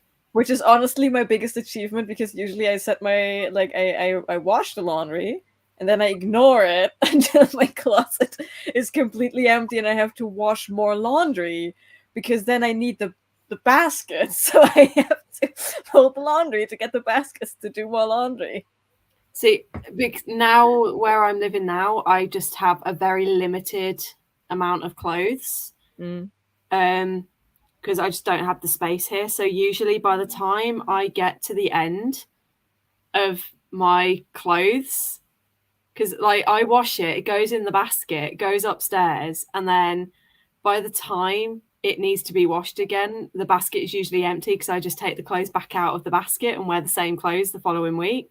Yeah. So then by the time I need it washing, it just goes back in the basket. It's a nice little system I've got, and I don't remember the last time my drawers were properly full. Wow.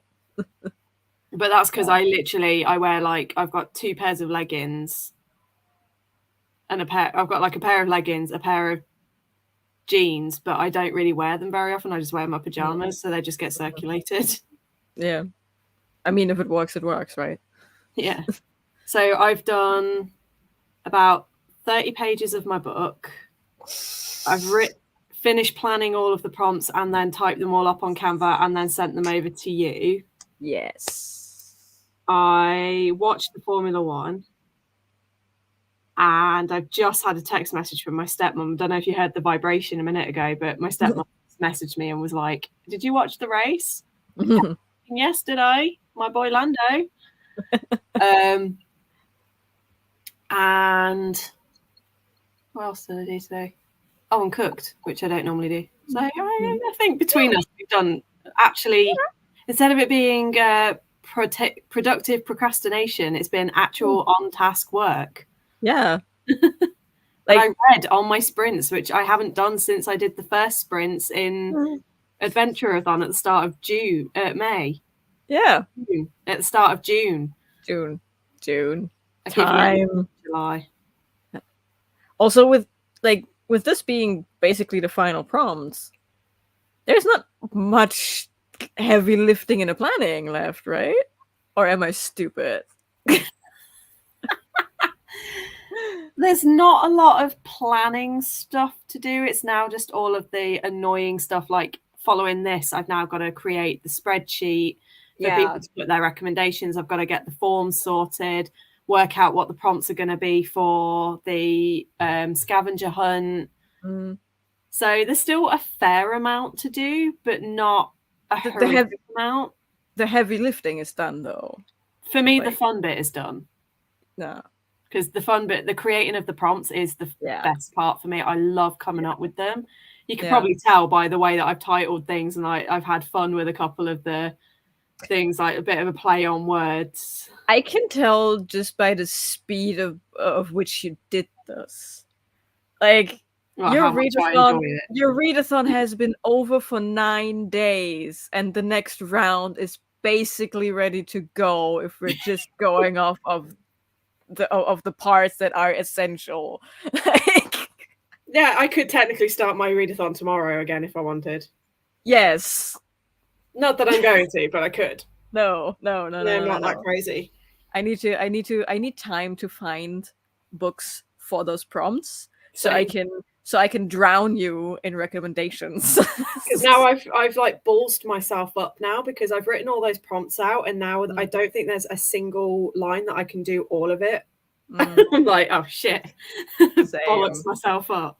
Same. I think, I mean, I can't say anything, like, nothing is set in stone for me because I have 120 ebooks to go through that I didn't necessarily look at the blurbs or covers too closely. So there might actually be stuff in there that fits, but yeah. I think for me tomorrow, because I'm off work tomorrow, so I think tomorrow's plan for me is going to basically be just go up to my bedroom and just go through like the books. And what I tend to do is I pull them all off the bookcase.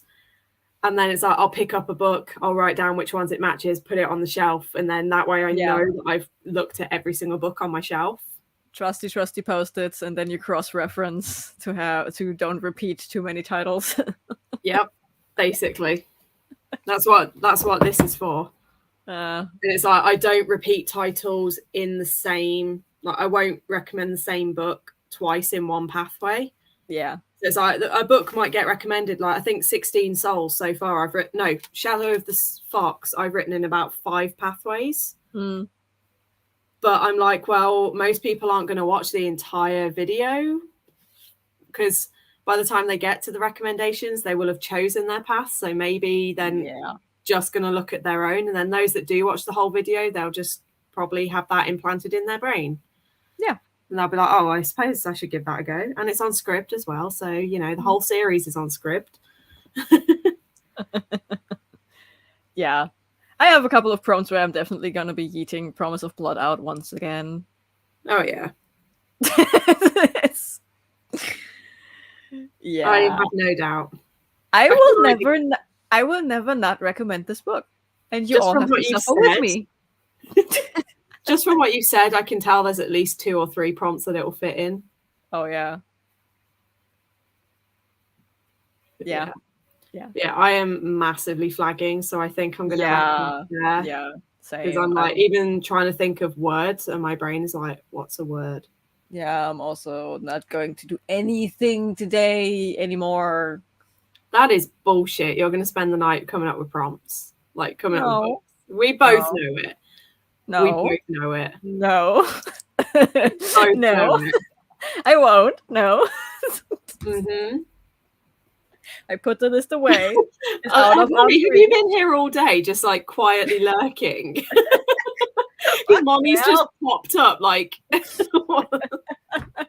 Told It's you. been like Should've- 6 should've- hours since we last heard from her. Yeah. Told you. Should have brought in the Ouija board.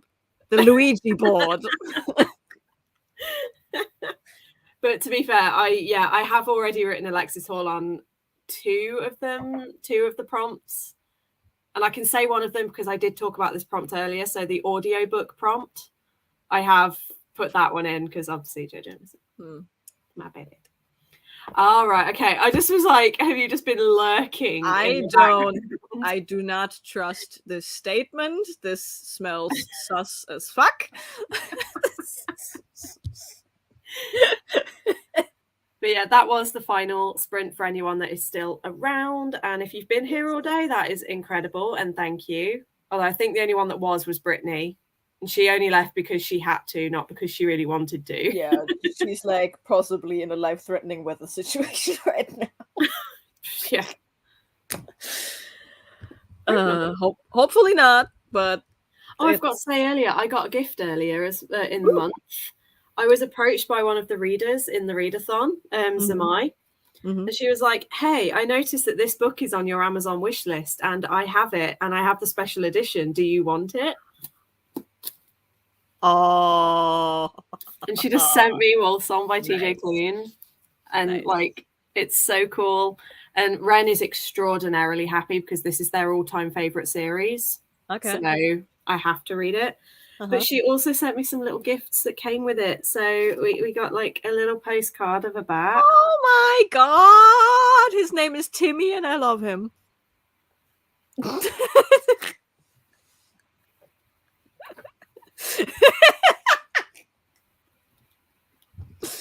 I'm not even sorry. That was the first word that popped into mind.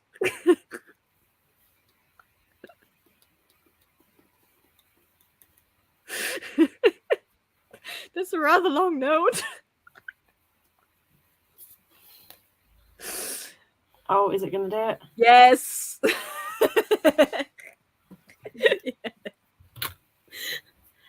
Then I got a little just peace sign. Yeah.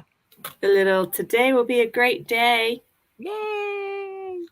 Then little suitcase. Yeah. And then finally I got a little magnetic bookmark. So like one of these little snappy ones. And it's a little kitty. Ah, it's a kitty. It says It's meow. It's a weird kitty. It has 5 paws. Polydactyl kitty. Yeah. Yeah. That's pterodactyl, not polydactyl. Eh. So yes, I just thought I'd dragon share cat. that I got a little gift, and I was like, oh, Nice. it's just really sweet. That's very nice. Yes. Yes. And then for the winners of the readathon, as I said in the video, it'll be sort of week after next that I get in touch about the prizes, because next week I'm out doing a K-pop day with my friends and we're going to like a Korean restaurant and stuff. And then this week I've had to pay out for someone's birthday present. And I've also had rent both of those weeks as well. And I'll have rent the following week, but at least I'll have a little bit more left over. Being an adult's fun. But anyway, thank you to Jona for joining, because it's been amazing as always, and not as chaotic as last time, which is great, because last time it involved him falling off chairs. Is that a challenge? No.